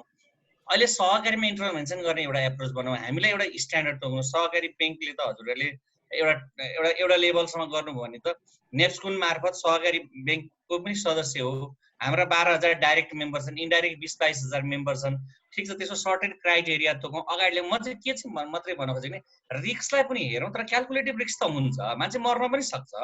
त्यसले रिस्क नै मात्रै हेरेर पनि नगरौँ, यसलाई क्यालकुलेटिभ रिस्कभित्र ल्याएर एक्सेप्टेन्स लेभल ओके भए पछाडि चाहिँ हामी अगाडि बढौँ। मलाई लाग्छ सहकारीहरू पनि त्यो कुरामा ओके हुन सक्छ। Thank you sir, thank you. म निलेश सरसँग आउन चाहे। निलेश सर सुन्दै हुनुहुन्छ? हजुर सुन्दैछु, भन्नुहोस् न। सर यो अहिले जसरी सहकारी संस्थाहरूले ब्याङ्क वित्तीय संस्था या पिएसओ पिएसपीसँग पार्टनरसिप गरेर चाहिँ सर्भिस दिइरहेछन्, अब यसको अलिकति लुज पोइन्टहरू त हामीले छलफल गरिसक्यौँ होइन। तपाईँको पर्सपेक्टिभबाट हेर्दा चाहिँ यो कतिको यो सहकारीले यसरी सर्भिस दिनु चाहिँ उपयुक्त हो कि होइन? भोलि यसमा हाम्रो सिस्टममा या चाहिँ त्यो संस्थामा वा त्यसलाई चाहिँ सर्भिस दिने अर्को संस्था स्पोन्सर गर्ने ब्याङ्कमा रिस्क देख्नुहुन्छ कि देख्नुहुन्न? यसमा चाहिँ अब एनसिएचएलको पर्सपेक्टिभमा हाम्रो अब कोर बिजनेसै पनि ट्रान्ज्याक्सनल ब्याङ्किङ अथवा ट्रान्ज्याक्सन बढी भयो भने हामीले कमाउने हो। त्यो भए पनि हामीले के चाहिँ बिर्सनु हुँदैन भन्दाखेरि अब as a national payment system प्रोभाइडरको रूपमा चाहिँ रिस्क नै हामीले चाहिँ पहिलो अब एटलिस्ट एनसिएचएल जस्तो किसिमको संस्थानहरूले चाहिँ रिस्कलाई नै सबभन्दा फर्स्ट प्रायोरिटीमा राखेर हामीले हेर्नुपर्छ जस्तो लाग्छ। र त्यो भन्दै गर्दाखेरि चाहिँ जति पनि अहिले रेगुलेटेड त्यो भनेर हामीले टेक्नोलोजीलाई चाहिँ सङ्कुचन गरेर चाहिँ नगर्ने भन्दा पनि आजको दिनमा कुनै पनि कोअपरेटिभ अथवा कुनै पनि संस्थाले बेसिकली उसले चाहिँ के गरी डिजिटल पेमेन्टमा अगाडि जानुपर्ने रहेछ भने चाहिँ लिगल बेसिसलाई चाहिँ हामीले कम्प्रोमाइज गर्नु हुँदैन। लिगल बेसिसमा चाहिँ जे लेखिएको छ ब्ल्याक एन्ड व्हाइटमा त्यसलाई कम्प्लाई गर्नलाई रेगुलेटरले त रोक्दैन जस्तो लाग्छ। भनेको जस्तो अब विभागबाट जस्तो अहिले रिसेन्टली आएको 74को हाम्रो कोअपरेटिभ एन्डमा पनि इलेक्ट्रोनिक पेमेन्ट चाहिँ गर्न पाउने भनेर लेखिएको छ कोअपरेटिभले भने उसले विभागबाट एप्रुभल लिनु पर्यो, विभागले रोक्दैन। र त्यसपछि चाहिँ अर्को यो इन्डिपेन्डेन्ट एक्ट्सहरू हो नि त, यो त पेमेन्ट एन्ड सेटलमेन्ट एक्ट भन्छ। पेमेन्ट एन्ड सेटलमेन्ट एक्टमा पनि केही कुरा लेखिएको छ जसमा चाहिँ उसले इलेक्ट्रोनिक पेमेन्ट ट्रान्ज्याक्सन गर्नको लागि चाहिँ राष्ट्र ब्याङ्कबाट चाहिँ एप्रुभल लिनुपर्छ भनेर लेखिएको रहेछ भने त्यो राष्ट्र ब्याङ्कमा एप्लाई गरेर उहाँले चाहिँ एप्रुभल लियो भने हामी चाहिँ लिगल बेसिसकोमा चाहिँ स्ट्रङ हुन्छौँ। त्यसपछि भनेको चाहिँ बेसिकली उसको अब क्यापेबिलिटी, इन्फ्रास्ट्रक्चर, उसको साइज, कसरी मोडालिटी हो अपरेसन मोडालिटी भन्ने त्यो चाहिँ हामीले त्यो पनि हामी क्लियर भयो भने चाहिँ अहिलेको हाम्रो बुझाइको आधारमा हामीले जसरी हेरिरहेको छौँ त्यो आधारमा भनेको चाहिँ पहिला चाहिँ झ्यापझुप्प गरिहालौँ, ट्रान्ज्याक्सन गरिहालौँ, कार्डको होस्, मोबाइलको होस् अथवा चाहिँ क्युआरको होस्, रेगुलेसनकोसँग रिलेटेड अथवा चाहिँ एप्रुभल चाहिँ विभागबाट होस्, राष्ट्र ब्याङ्कबाट होस् अथवा चाहिँ भनौँ न एनसिएचएल अथवा चाहिँ हाम्रो नेसनल कोअपरेटिभ ब्याङ्कबाट लिनुपर्ने जुन एप्रुभल छ त्यो चाहिँ हामी लिँदै गरौँला भन्ने कुराबाट चाहिँ ड्राइभ चाहिँ त्यसरी इकोसिस्टम डेभलपमेन्ट भएर गइरहेको छ जस्तो लाग्छ है हामीलाई चाहिँ कोअपरेटिभमा चाहिँ। त्यो भन्नुको अर्थ चाहिँ हामी चाहिँ कस्तो स्टेटसमा पुग्न सक्छौँ भन्दाखेरि भोलि गएर भनौँ 6 महिना अथवा हामी वर्ष दिनमा चाहिँ भनौँ 200-400वटा अथवा चाहिँ 500-1000वटा चाहिँ कोअपरेटिभ्सहरू जसको अहिले झन्डै हाम्रो 2000देखि 2500वटा त सिबिएसै भएको कोअपरेटिभ्सहरू छ भने 1000वटा जति कोअपरेटिभ्सहरू चाहिँ यसरी आइसकेपछि चाहिँ भोलि रेगुलेटरले अथवा चाहिँ लिगल बेसिस चाहिँ हामी पछि चाहिँ इन्फोर्स गर्छौँ भन्यो भने पनि त्यो गर्न नसकिने अवस्था हुन जान्छ। भनेपछि यो सिस्टमिक रिस्कमा पनि इम्प्याक्ट हुन सक्ने भएको कारणले गर्दाखेरि हाम्रो पर्सपेक्टिभबाट पनि रेगुलेटरी प्रोभिजन्सहरू जे जति छ विभाग होस्, राष्ट्र ब्याङ्क होस्, अरू सेमी रेगुलेटरी बडीहरूको पनि त्यो चाहिँ एक किसिमको कन्फिडेन्स र रेगुलेसन लिएर मात्रै हामी चाहिँ इलेक्ट्रोनिक उसमा चाहिँ गयौँ भने चाहिँ कन्ट्रोल्ड हुन्छ, पब्लिक आउटक्राई नहुन सक्छ अथवा चाहिँ के कस्तो किसिमको चाहिँ हामीले रिस्क अथवा कम्प्लायन्सेसहरू मेन्टेन गर्नुपर्ने भने त्यो एक लेभलको गाइडेन्स पनि आउने भएको कारणले गर्दा हामीले चाहिँ त्यसरी जानुपर्छ जस्तो लाग्छ। तर त्यो भन्दै गर्दाखेरि हाम्रो अब रियालिटी भनेको चाहिँ जस्तो भनौँ न कोअपरेटिभ्सहरूको केसमा पनि हामीले आजको दिनमा चाहिँ 2500वटा कोअपरेटिभ्समा चाहिँ सिबिएस छ भने पनि कतिवटा कोअपरेटिभ्समा चाहिँ त्यो सिबिएस हेर्ने टेक्निकल रिसोर्सेस छ त त्यो हामी आफैले नै अलिकति जज गर्न सक्ने हो भएकोले हामीले चाहिँ त्यो कोअपरेटिभको स्टेटस त्यसलाई चाहिँ अलिकति हामीले गाइडेड वेमा चाहिँ अपरेसनल र टेक्निकल एस्पेक्टमा चाहिँ म चाहिँ अलिकति बद्री सरकोमा चाहिँ अलिकति केमा चाहिँ म अलिकति एड अन गर्छु भन्दा एग्री गर्छु भन्दाखेरि चाहिँ भनौँ न नेसनल लेभलको जति पनि इन्स्टिट्युसन्सहरू छ कोअपरेटिभमा पनि उहाँहरूले चाहिँ एक लेभलको चाहिँ प्यारेन्टल गाइडेन्स जस्तो गरिकन चाहिँ इन्फ्रास्ट्रक्चरमा उहाँले सपोर्ट गरिदिने हो कि कोअपरेटिभको इन्फ्रास्ट्रक्चर कम्प्लिटली अलग राखेर चाहिँ ट्रान्ज्याक्सन्सहरू हुने जति चाहिँ नेसनल लेभलको इन्स्टिट्युसन्सहरूले खर्च पनि गरोस् रेगुलेसन पनि उहाँहरूले हेरोस् त्यो लेभलको भयो भने चाहिँ अलिकति कन्ट्रोलको पर्सपेक्टिभबाट पनि सजिलो हुन्छ रेगुलेसनमा पनि भोलि गएर चाहिँ टेक्निकल रिस्कहरूलाई पनि र अथवा चाहिँ अरू अपरेसनल रिस्कहरूलाई पनि कम गर्न सकिन्छ जस्तो लाग्छ अहिले चाहिँ अब भनौँ न हाम्रै एनसिएचएलको केसमा पनि हामीले चाहिँ डिरेक्टली कुनै पनि कोअपरेटिभलाई अथवा चाहिँ इभन नेसनल कोअपरेटिभ ब्याङ्कसँग पनि अथवा नेप्सनसँग पनि केही हदसम्म चाहिँ हामीले कसरी जोड्न सकिन्छ अथवा रेगुलेसनलाई चाहिँ अहिले भएको रेगुलेटरी बेसिसमा चाहिँ हामीले अगाडि जान सकिन्छ भनेर डिस्कसन्सहरू धेरैचोटि पनि भइसकेको छ तर डिरेक्टली कोअपरेटिभ्सहरूलाई हामी पिएसओको रूपमा चाहिँ हामी लाइसेन्स प्राप्त संस्था भए तापनि हामीले डिरेक्टली एक्सेस चाहिँ अहिलेसम्म दिएको छैन अब यही अपरेसनल मोडलको नन क्ल्यारिटीको कारणले गर्दै तर के हुनसक्छ भन्दाखेरि हाम्रो सदस्य जति पनि अब टेक्निकल मेम्बर अथवा चाहिँ हाम्रो पिएसपी पिएसओज पनि छ ब्याङ्कहरू चाहिँ डाइरेक्ट मेम्बरको रूपमा छ भने उहाँहरूमा चाहिँ राइड गरेर चाहिँ ट्रान्ज्याक्सन्सहरू चाहिँ त्यो हाम्रो केसमा चाहिँ ब्याङ्कको ट्रान्ज्याक्सन जस्तो गरिकन चाहिँ आएको पनि हुनसक्छ होइन भनेपछि त्यो चाहिँ अलिकति भोलि गएर चाहिँ तलमाथि हुन सक्ने अवस्थालाई चाहिँ हामीले यो के भन्छ कम्प्लायन्स पर्सपेक्टिभबाट र कस्टमरको पैसा चल्ने भएको कारणले गर्दाखेरि हामीले त्यो रिस्क एस्पेक्टलाई चाहिँ अलिकति हामीले राम्रो ढङ्गबाट हेरेर चाहिँ यसलाई अगाडि लिएर जानुपर्छ जस्तो लाग्छ रादर देन यसलाई ओपन अप छोडिदिएको केसमा चाहिँ अलिकति अप्ठ्यारो पनि हुनसक्छ जस्तो लाग्छ मलाई चाहिँ सरलाई एउटा क्वेसन यहाँ सप्लिमेन्ट गर्न चाहे मैले जुन अब सहकारी एक्टले के भनेको छ भने इन्टर कोअपरेटिभ चेक सेटलमेन्ट गर्ने भनेर चाहिँ त्यो एउटा विन्डो ओपन गर्न खोजेको छ भोलि त्यो सर्भिस सुरु भयो भनेदेखि चाहिँ एनसिएचएलले त्यो सर्भिस पनि कोअपरेटिभमा दिन सक्छ कि सक्दैन तपाईँको लिगल फ्रेमवर्क वाइडर भयो भने यसमा एउटा कुरा त म करेक्ट गर्न चाहे कोअपरेटिभ एक्टमा चाहिँ चेक भन्ने शब्द चाहिँ प्रयोग गरिएको छ जस्तो मलाई चाहिँ लाग्दैन प्लिज करेक्ट है मलाई हजुरहरूले नै त्यो चेक भन्ने भन्दा पनि त्यसमा भुक्तानी पूर्जा अथवा अरू नै शब्द छ जस्तो लाग्छ नेगोसिएबल इन्स्ट्रुमेन्ट एक्टमा चाहिँ चेक भनिएको छ भएकोले यसलाई चाहिँ कसरी हेरिनु पर्यो भन्दा जस्तो अब अघि मैले पनि भने एनसिएचएलको त कोर बिजनेस भनेको नै ट्रान्ज्याक्सनल ब्याङ्किङबाट चाहिँ ट्रान्ज्याक्सनबाट कमाउने त हो हामीले त भएपछि त्यो ट्रान्ज्याक्सन चाहिँ भोलि गएर बिजनेस पर्सपेक्टिभबाट हामीले हेर्ने रहेछ भने त ब्याङ्क पनि हामीले ट्रान्ज्याक्सन गराउन सक्छौँ कोअपरेटिभ पनि गर्छ हाम्रो अब भनौँ न कम्पिटेन्सीको हिसाबबाट चाहिँ त ब्याङ्क जस्तो किसिमको सङ्घ संस्थाहरूलाई दिनको लाखवटा ट्रान्ज्याक्सन्स झन्डै 50 अरबभन्दा बढीको कारोबार गरेर सञ्चालनमा बसिरहेको संस्थाले कोअपरेटिभको पनि हामीले चाहिँ कारोबारमा चाहिँ केही हदसम्म चाहिँ इन्फ्रास्ट्रक्चर त्यस्तै किसिमको इन्फ्रास्ट्रक्चर सेटअप गराउन अपर्च्युनिटी पाएको अवस्थामा हामीले नगर्ने भन्ने भएन तर त्यसको लिगल बेसिस चाहिँ फर्म हुनु पर्यो तर एउटा मेरो सजेसन्स भनौँ कि अब यसलाई चाहिँ भनौँ न फेज्ड वाइज अथवा इम्प्लिमेन्टेसन वाइज अथवा इन्टर रेगुलेटरी चाहिँ यो जुन को कुरालाई पनि अलिकति गर्नको लागि हामीले के चाहिँ हेर्नु पर्यो भन्दाखेरि आजको दिनमा चाहिँ डिजिटल पेमेन्ट्स भनेर चाहिँ हामीले सिधाका सिधा नै हामीले के हेरिरहेछौँ भन्दाखेरि cooperative to bank bank to bank अथवा चाहिँ ब्याङ्कले जस्तै गरिकन गरिने कोअपरेटिभ यो के भन्छ ट्रान्ज्याक्सन्सहरूको भन्दा पनि आजको हाम्रो प्राइमरी रियालिटी भनेको चाहिँ जस्तो भनौँ न डिफिकल्टीको हिसाबबाट पनि हामीले हेऱ्यौँ भने त्यो एक्टको जुन कोअपरेटिभ एक्टको चाहिँ अलिकति मनसायको हिसाबबाट पनि हजुरले हेर्नु भने इन्टर कोअपरेटिभ ट्रान्ज्याक्सन्स भन्छ यसले कोअपरेटिभ टु ब्याङ्क भनिएको छैन अहिले पनि अलिकति हामीले चाहिँ प्रिसाइजली हामीले हेऱ्यौँ भने भएकोले हामीले के चाहिँ गर्नु पर्यो भन्दाखेरि सबभन्दा पहिला चाहिँ हाम्रो डिजिटाइजेसनको अथवा अटोमेसनको पर्सपेक्टिभबाट चाहिँ कोअपरेटिभ बिचमा चाहिँ कारोबार कसरी गराउने त त्यो हुने बित्तिकै बेसिकली हामीले चाहिँ कोअपरेटिभको ट्रान्ज्याक्सन्सलाई अलग रूपमा हेरिनु पर्यो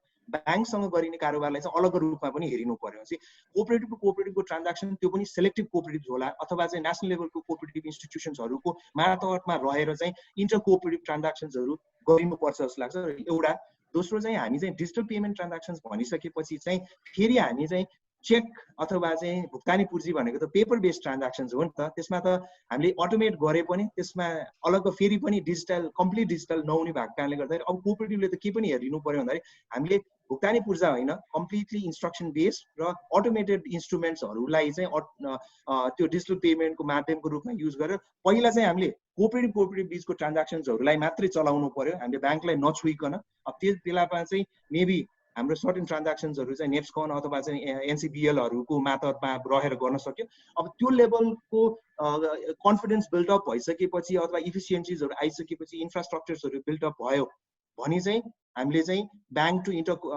कोअपरेटिभ अथवा कोअपरेटिभ इन्टर त्यो ब्याङ्कसँगको रिलेटेड ट्रान्ज्याक्सन्सहरूलाई चाहिँ हामीले अब कसरी गर्न सकिन्छ, कुनै एउटा ब्याङ्कलाई समाएर हो कि कसरी गर्न सकिन्छ भने त्यसरी चाहिँ हामीले अगाडि लिएर गयौँ भने चाहिँ यो अलिकति अगाडि लिएर जान सकिन्छ जस्तो लाग्छ। अदरवाइज हामी चाहिँ सबैलाई मिक्सअप गरेर यो हरेक ट्रान्ज्याक्सन चाहिँ ब्याङ्कसँगको नै डिजिटल पेमेन्ट ट्रान्ज्याक्सनसँग चाहिँ रिलेट गर्न थाल्यौँ भने चाहिँ अगाडि जान पनि हामीलाई चाहिँ अलिकति अप्ठ्यारो पनि हुन सक्छ जस्तो लाग्छ। Thank you sir. म रजिस्ट्रारज्यूका जान चाहे एउटा अन्तिम क्वेसन, त्यसपछि केही साथीहरूको क्वेसन छ भने एक दुईटा क्वेसन लिउँ होला, नत्र हामी अन्तिममा आइसक्यौँ होला। खिला सर, टोक्रा सर सुन्दै हुनुहुन्छ? सर म सुन्दैछु सर। अब अहिलेसम्मको हाम्रो छलफलले अहिले हामीले गरे प्र्याक्टिस पनि त्यसको लिगल ब्याकअप पनि देखिएन। अर्को अब तपाईँले डिजिटल ट्रान्जेक्सनको प्रमोसन गर्छु कोअपरेटिभलाई भन्दै गर्दाखेरि डिजिटल ट्रान्जेक्सन एक्ट जुन राष्ट्र ब्याङ्कले त्यसको रेगुलेट गर्दै आएछ त्यो एक्टले चाहिँ कोअपरेटिभलाई चिन्दैन। अब यो अवस्थामा सरको रोल के हुन्छ? हो, यो छलफलको एउटा महत्त्वपूर्ण उपलब्धि उपयोगिता के रह्यो भने यसमा केही कानुनी जटिलताहरू छन्, केही अस्पष्टताहरू छन्, चाहे त्यो भुक्तानी पर्सौट ऐनबाट होस् या सहकारी ऐनबाट होस् या एनआरबी एक्टबाट होस्। यो भएको दुविधालाई अब हामीले अलिक क्लियर गर्दै अबको निड भनेको डिजिटाइज गर्नु नै हो। अब कोअपरेटिभ सेक्टरलाई डिजिटाइज गर्नु हो भनिसकेपछि अब हामीले के कुरालाई अगाडि बढाउनु जरुरी हुन्छ भने विशेष त डिजिटाइज गर्ने भइसकेपछि भएका दुविधाहरूलाई हटाउन सकिन्छ। अहिलेसम्म हामी छलफल गर्ने सबै कर्मचारी सरहको मानिसहरू छौँ जसले राज्यको विधायिकी अधिकार प्राप्त निकायले बनाएको कानुनमा रहेर हामीले त्यसलाई इम्प्लिमेन्ट मात्रै गर्छौँ। हामी कानुन परिवर्तन गर्ने हैसियत राख्दैनौँ। तर त्यो कानुन परिवर्तन गर्ने निकायका लागि, सहजीकरण गर्ने निकायका लागि हामीले निड चाहिँ यो हो है, अहिलेको टाइमको निड भनेर कन्भिन्स गर्न सक्छौँ। विशेष त अहिले यी धेरै जटिलताहरू भएको कुराहरूलाई कार्यविधिहरूले पुग्छ भने सहकारी विभागहरू विशेष त कार्यविधिहरू अलि एग्रेसिभली बनाएर अगाडि बढेको छ। हामीले झन्डै यो आर्थिक वर्षमा 10 वटा जति कार्यविधिहरू निर्माण गरिसकेका छौँ। आगामी आर्थिक वर्षका लागि हामी त्यस्तै अलि टार्गेट लिएर अगाडि बढेका छौँ। कार्यविधिले क्लियर गर्छ भने हामी कार्यविधि छिटोभन्दा छिटो तयार गर्छौँ।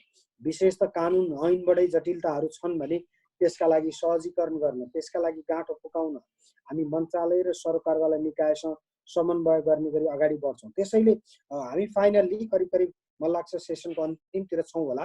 म के अनुरोध गर्न चाहन्छु भने हाम्रो यो छलफलले केही साथीहरूलाई जसले इनबक्समा मेसेजहरू छोड्नु भएको छ उहाँहरू कतिपयलाई कन्फ्युजन भएको छ। कन्फ्युज हुन जरुरी छैन। सबभन्दा ठुलो कुरा भनेको टाइमको डिमान्ड हो। हेर्नुहोस्, टाइमले डिमान्ड गरिसकेपछि त्यसलाई त्यो एउटा निडको रूपमा आइसकेपछि यसलाई इम्प्लिमेन्ट गर्ने, इम्प्लिमेन्ट जसरी हुन्छ यो हुन्छ, तर यसको लागि सहज ढङ्गले सुलभ ढङ्गले कतिपय साथीहरूलाई अलिअलि दुविधा परेको छ। विशेष त डिजिटाइज गर्ने भन्ने कुरा साकोस रिलेटेड हुनुपर्छ भन्ने छ। अब हामी अलिकति ब्रोडर सेन्सबाट अगाडि बढ्नु जरुरी छ। आजको दिनमा मल्टिपर्पज कोअपरेटिभहरूले पनि तपाईँको सेभिङ क्रेडिटको काम गरिराखेका छन्। त्यसैले अब यसलाई चाहिँ कसरी व्यवस्थापन गर्न सकिन्छ, प्रायोरिटी के हो, एकैचोटि हामी जाँदा कार्यान्वयन गर्न सक्छौँ कि अहिलेमा कुनै सर्टेन एरिया सेलेक्ट गरेर जान सक्छौँ। केही साथीहरूले फिडब्याक दिनुभयो एनसिबिएललाई एउटा मेन एजेन्सीको रूपमा अगाडि बढाउँदा उपयुक्त हुन्छ कि भन्नुभयो। यो पनि एउटा छलफलको विषय हुन सक्छ। कुन मोडलबाट अगाडि जाने भन्ने कुरा चाहिँ भोलिको दिनले तय गर्छ। तर आजको समयको माग भनेको डिजिटाइज गर्नुको विकल्प छैन। अब हामी डिजिटल वेबाट अगाडि बढ्छौँ र त्यसको लागि सम्बन्धित निकायहरूमा सकारात्मक धारणाका साथ फसिलिटेट गर्ने काम हामी छलफलमा सहभागी भएका सबैको हो। त्यसैले अब यो हामी कुन कुरालाई फिल गर्न जरुरी छ भने यो बिरालो बाँधेर श्राद्ध गर्ने युगबाट हामी अगाडि बढिसकेका छौँ। त्यसैले सबै साथीहरूलाई आशावादी हुन म अनुरोध गर्छु। त्यसको लागि फेसिलिटेट गर्न सहकारी विभाग सदैव तयार छ र हामीले त्यहाँ जिम्मेवारीमा बसिसकेपछि जागिर खाएर अवकाश खाने भन्दा पनि आफूले के गरियो भन्ने कुराले मिनिङ राख्छ। त्यो लालसा ममा पनि छ। भएको कुरा अनुरोध गर्न चाहन्छु। धन्यवाद यादवजी। Thank you sir.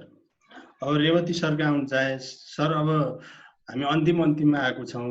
सरले गरे केही कुराहरूले सहकारीका क्षेत्रका साथीहरूलाई, सहकारी क्षेत्रका सञ्चालक या सिइओहरूलाई चाहिँ अलिकति घन्टी बजा जस्तो पनि भएको छ। अब हामीले गर्न आँट्या या गर्दै गरेका काम भोलि चाहिँ हामी अप्ठ्यारोमा पर्ने त होइन भन्ने प्रश्नहरू पनि उठ्या छन्।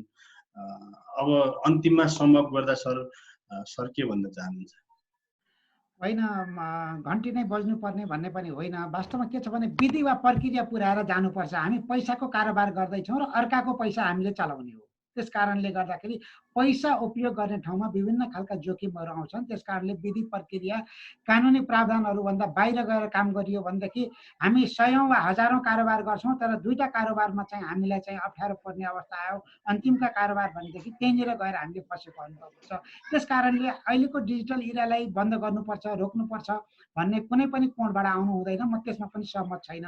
तर के छ भनेदेखि डिजिटल कारोबार गर्दाखेरि हामीले सेक्युरिटीको पोइन्टहरूलाई र विधि र प्रक्रियालाई साथसाथै लगेर डिजिटल इरामा चाहिँ जाउँ। कानुनहरू संशोधन गर्नुपर्छ, पुग्या छैन, मिल्या छैन भनेदेखि साथै बसेर जाउँ, तर कानुनी प्रावधानहरू मिलाएर सँगसँगै जानुपर्छ।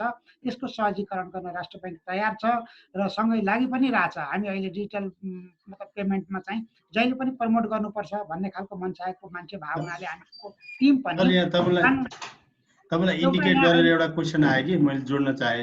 यो कम्पनीकै नाम उल्लेख गरिरहेछ ई सेवा र फोन पेले चाहिँ कोअपरेटिभको टेक्निकल भेन्डरको रूपमा सेवा दिइरहेछन्। त्यसलाई कसरी होइन, टेक्निकल पाटो दिनलाई चाहिँ फरक पर्दैन। टेक्निकल पाटो उसले सफ्टवेयर बनाएर अझ यफन सफ्ट मार्फत बेच्ने हो, हजुरहरूलाई चाहिँ जानकारी गराउँदाखेरि। तर के छ भनेदेखि कोअपरेटिभसँग चाहिँ सम्झौता गरेर कारोबार गर्ने क्रममा चाहिँ तिमीहरूले अथवा मतलब ई सेवा वा चाहिँ फोन पेहरूले चाहिँ सम्झौता गर्ने बेलामा राष्ट्र ब्याङ्कबाट तिमीहरूलाई यो हामीसँग कारोबार गर्नको लागि तपाईँहरूले अनुमति लिनुभएको छ कि छैन भनेर एकचोटि क्वेसन रेज गरिदिनको लागि मात्रै म अनुरोध गर्छु। छ भन्यो भनेदेखि फाइन लिनुहोस्, कस्तो खालको अनुमति छ भनेर एकचोटि हेर्नुहोस्। होइन भनेदेखि उहाँहरूलाई भन्नुहोस्, उहाँहरू आवश्यक पर्यो भनेदेखि राष्ट्र ब्याङ्कसँग बसेर त्यो खालको एप्रुभल अगाडि बढाएर वा कसरी जाने भनेर छलफल गरेर हामी अगाडि बढ्छौँ र हामी सेफ्टी पनि हुन्छौँ, कारोबार पनि अगाडि बढ्छौँ। सँगसँगै जानुपर्छ, कानुन र प्रविधि सँगै जानुपर्छ, जोखिम र चाहिँ विकास सँगसँगै जानुपर्छ भन्ने मेरो सोच हो। अहिले पिएसपीहरूले चाहिँ आफू अर्को थर्ड पार्टीलाई सेवा दिने त्यो फेसिलिटी चाहिँ छैन है सर अहिलेको लिगल? होइन, आफूले क्लाइन्ट बनाउने हो। पिएसपी भनेको क्लाइन्ट बनाएर क्लाइन्टलाई डाइरेक्ट सेवा बनाउने हो, बिचमा अरू चाहिँ मिडिएटर राखेर काम गर्ने होइन के उनीहरूको काम। त्यस कारणले गर्दाखेरि डाइरेक्ट अल्टिमेट डिल हो त फाइनल पार्टी भनौँ न, जो चाहिँ कस्टमर हो, कस्टमरसँग डिल गर्ने हो कि पिएसपी भनेको। त्यसको मर्चेन्टहरू बनाउने काम अरूले गर्छ, फाइनल चाहिँ सर्भिस डेलिभर गर्ने पार्टीसँग अल्टिमेट युजरसँग डिल गर्ने काम चाहिँ पिएसपी को। Thank you sir. अब केही साथी सहभागी साथीहरूको क्वेसन छ भने एक दुईटा क्वेसन लाइभै ल्याउँ कि? शिवजी सरले के भन्न खोज्दै हुनुहुन्छ सर? एकछिन उहाँको दुईटा पोइन्ट लिने हो कि? हुन्छ शिवजी सर। मैले केही कुरा राख्न खोजेँ।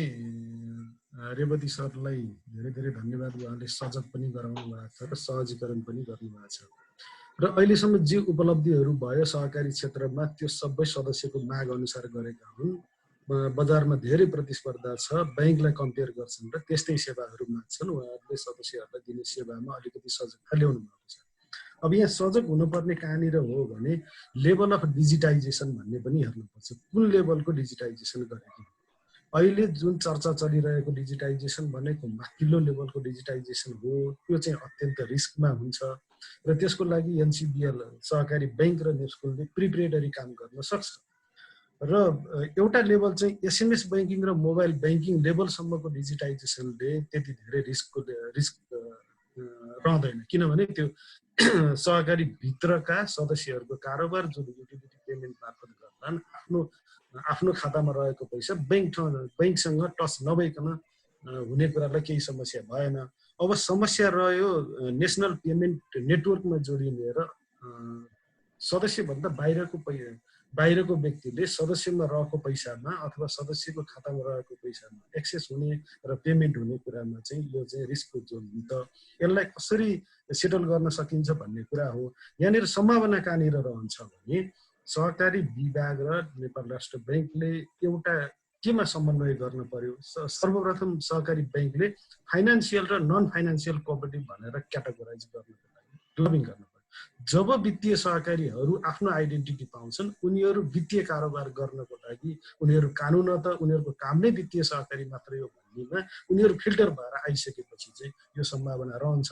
र त्यसमा चाहिँ अब नेसनल पेमेन्टको नेटवर्कमा कसरी छिर्ने त भन्नेमा चाहिँ सहकारी विभाग र राष्ट्र ब्याङ्कले सर्टेन मापदण्डहरू तोकिदिनुपर्छ। कस्तो खालको कोर ब्याङ्किङ सिस्टम प्रयोग गरेको, कस्तो किसिमको गभर्नेन्स रहेको, कस्तो खालको रिपोर्टिङ मेकानिजम रहेको भन्ने कुरा चाहिँ एउटा मापदण्ड निर्धारण गरिदियो भने अब सहकारी वित्तीय सहकारी संस्थाहरूलाई नेसनल पेमेन्टमा एक्सेस दिनुपर्छ।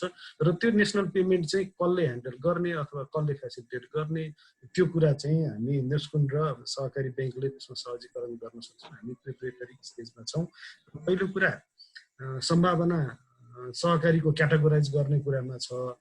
सहकारी विभागको रजिस्ट्रार जति सुनिराख्नु भएको छ, वित्तीय सहकारी र गैर वित्तीय सहकारी, वित्तीय सहकारीले जो वित्तीय कारोबार मात्र गर्छन् त्यसमा चाहिँ फिल्टर गर्न सकियो भनेदेखि प्रविधिमा जानलाई र ब्याङ्किङ नेटवर्कले जे युज गरेको छ ती पछिल्लो प्रविधिहरू गर्न सहज हुन्छ।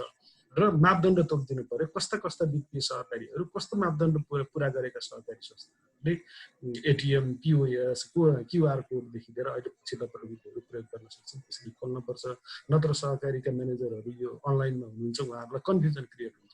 हामीले गरेका कुराहरू त अब त यो चाहिँ तहस नहस हुने अथवा यो चाहिँ रिलायबल नहुने, यो चाहिँ हामीले फेरि रोलब्याक गर्नुपर्ने स्थिति भनेर उहाँहरू डराउन सक्नुहुन्छ। अहिले जे सहकारी संस्थाका म्यानेजरहरूले गर्नुभएको छ, सदस्यको मागलाई ध्यानमा राखेर गर्नुभएको छ, यसलाई लिगलाइज गर्ने कुरा चाहिँ सहकारी विभाग, केन्द्रीय सङ्घ, सहकारी ब्याङ्क र राष्ट्र ब्याङ्कले यसको सोल्युसन निकालिदिनुपर्छ। यसलाई सम्भावनाको रूपमा लिएर जानुपर्छ, यसलाई चुनौतीको रूपमा लिएर जानु हुँदैन।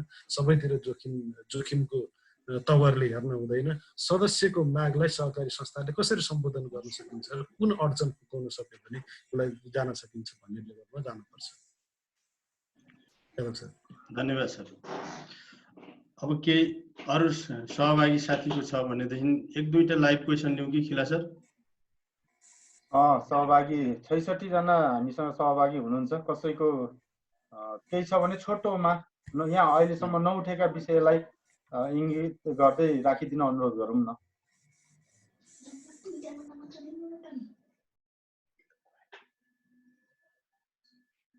ठिक छ, कोही साथीहरूको ह्यान्ड रेज भएको छैन।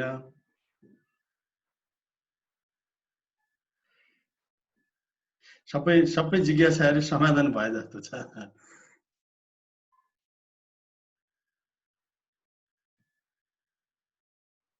त्यसो भए कार्यक्रम क्लोजमा जाने हो त? हुन्छ हुन्छ। सरको केही बाँकी छ कि यादव सर प्रति? सबै साथीहरू, सहभागी पत्रकार साथीहरू, सहकारी कर्मी ज्यूहरू र सहभागी नेपाल राष्ट्र ब्याङ्कका कार्यकारी निर्देशकज्यू, एनसिएचएलका सिओज्यू, सहकारी ब्याङ्कका सिओज्यू, सहकारी विभागका रजिस्ट्रारज्यू, सबैजनालाई धेरै धेरै धन्यवाद व्यक्त गर्दै र कार्यक्रमको समरी सहित समापन गरिदिनु हुन सहकारी पत्रकार समाजका अध्यक्ष खिलनाथ दाजुलाई अनुरोध गर्दछु। धन्यवाद यादव सर। आजको हाम्रो यो नेपाल सहकारी पत्रकार समाजको 5औं श्रृङ्खला अन्तर्गत हामीले सहकारीमा प्रविधिको प्रयोगको विषयमा छलफल गर्यौं र सहभागीको वक्ताको रूपमा नेपाल राष्ट्र ब्याङ्कका कार्यकारी निर्देशक रेवती प्रसाद नेपाल सर, त्यसैगरी एनसिएचएल का हाम्रो निलेश मानसिंह प्रधानज्यू, सहकारी विभागका रजिस्ट्रारज्यू अनि राष्ट्रिय सहकारी ब्याङ्कका सिओज्यू र हामीले नेस्कुनका सिओज्यूलाई वक्ताको रूपमा यहाँ राखेका थियौँ। आइदिनु भयो, समय उपलब्ध गराइदिनु भयो, यहाँहरूप्रति हामी आभार व्यक्त गर्दछौँ। र जति पनि सहभागी व्यक्तित्वहरू हुनुहुन्छ उहाँहरूले इम्पोर्टेन्ट विषय राख्नु भएको छ, त्यसको जिज्ञासाको जवाफ पनि पाइसक्नु भयो होला भन्ने हामी अपेक्षा गर्दछौँ। र बाँकी रहेका कुराहरूलाई यहाँहरूले फेरि सम्बन्धित व्यक्तित्वहरूसँग फेरि व्यक्तिगत रूपमा पनि आफ्ना विचारहरू राखेर सम्बन्धित निकायमा उहाँहरूले पुर्याउनु हुनेछ र केही कुराहरूको समस्या अथवा जिज्ञासाका समाधान गर्नेतिर पहल गर्नुहुनेछ भन्दै सहभागी प्रति हार्दिक आभार व्यक्त गर्दै आगामी दिनमा पनि हामी फेरि यस्तै समसामयिक विषयमाथि छलफल गर्न यहाँहरूलाई फेरि दुःख दिने बाचा गर्दै र आजको कार्यक्रम सम्पन्न गर्नको लागि सहकारी पत्रकार समाजका संस्थापक अध्यक्ष यादव हुमगाई तपाईँले सम्पन्न गर्नु सर यो फोरम उपलब्ध गराइदिएकोमा राष्ट्रिय सहकारी ब्याङ्क प्रति हार्दिक आभार व्यक्त गर्दै कार्यक्रम सम्पन्न भएको म जानकारी गराउँदछु र अब यो मिटिङको क्लोज चाहिँ यादवजीले गर्नुहुनेछ। धन्यवाद। सबैलाई धन्यवाद। धन्यवाद।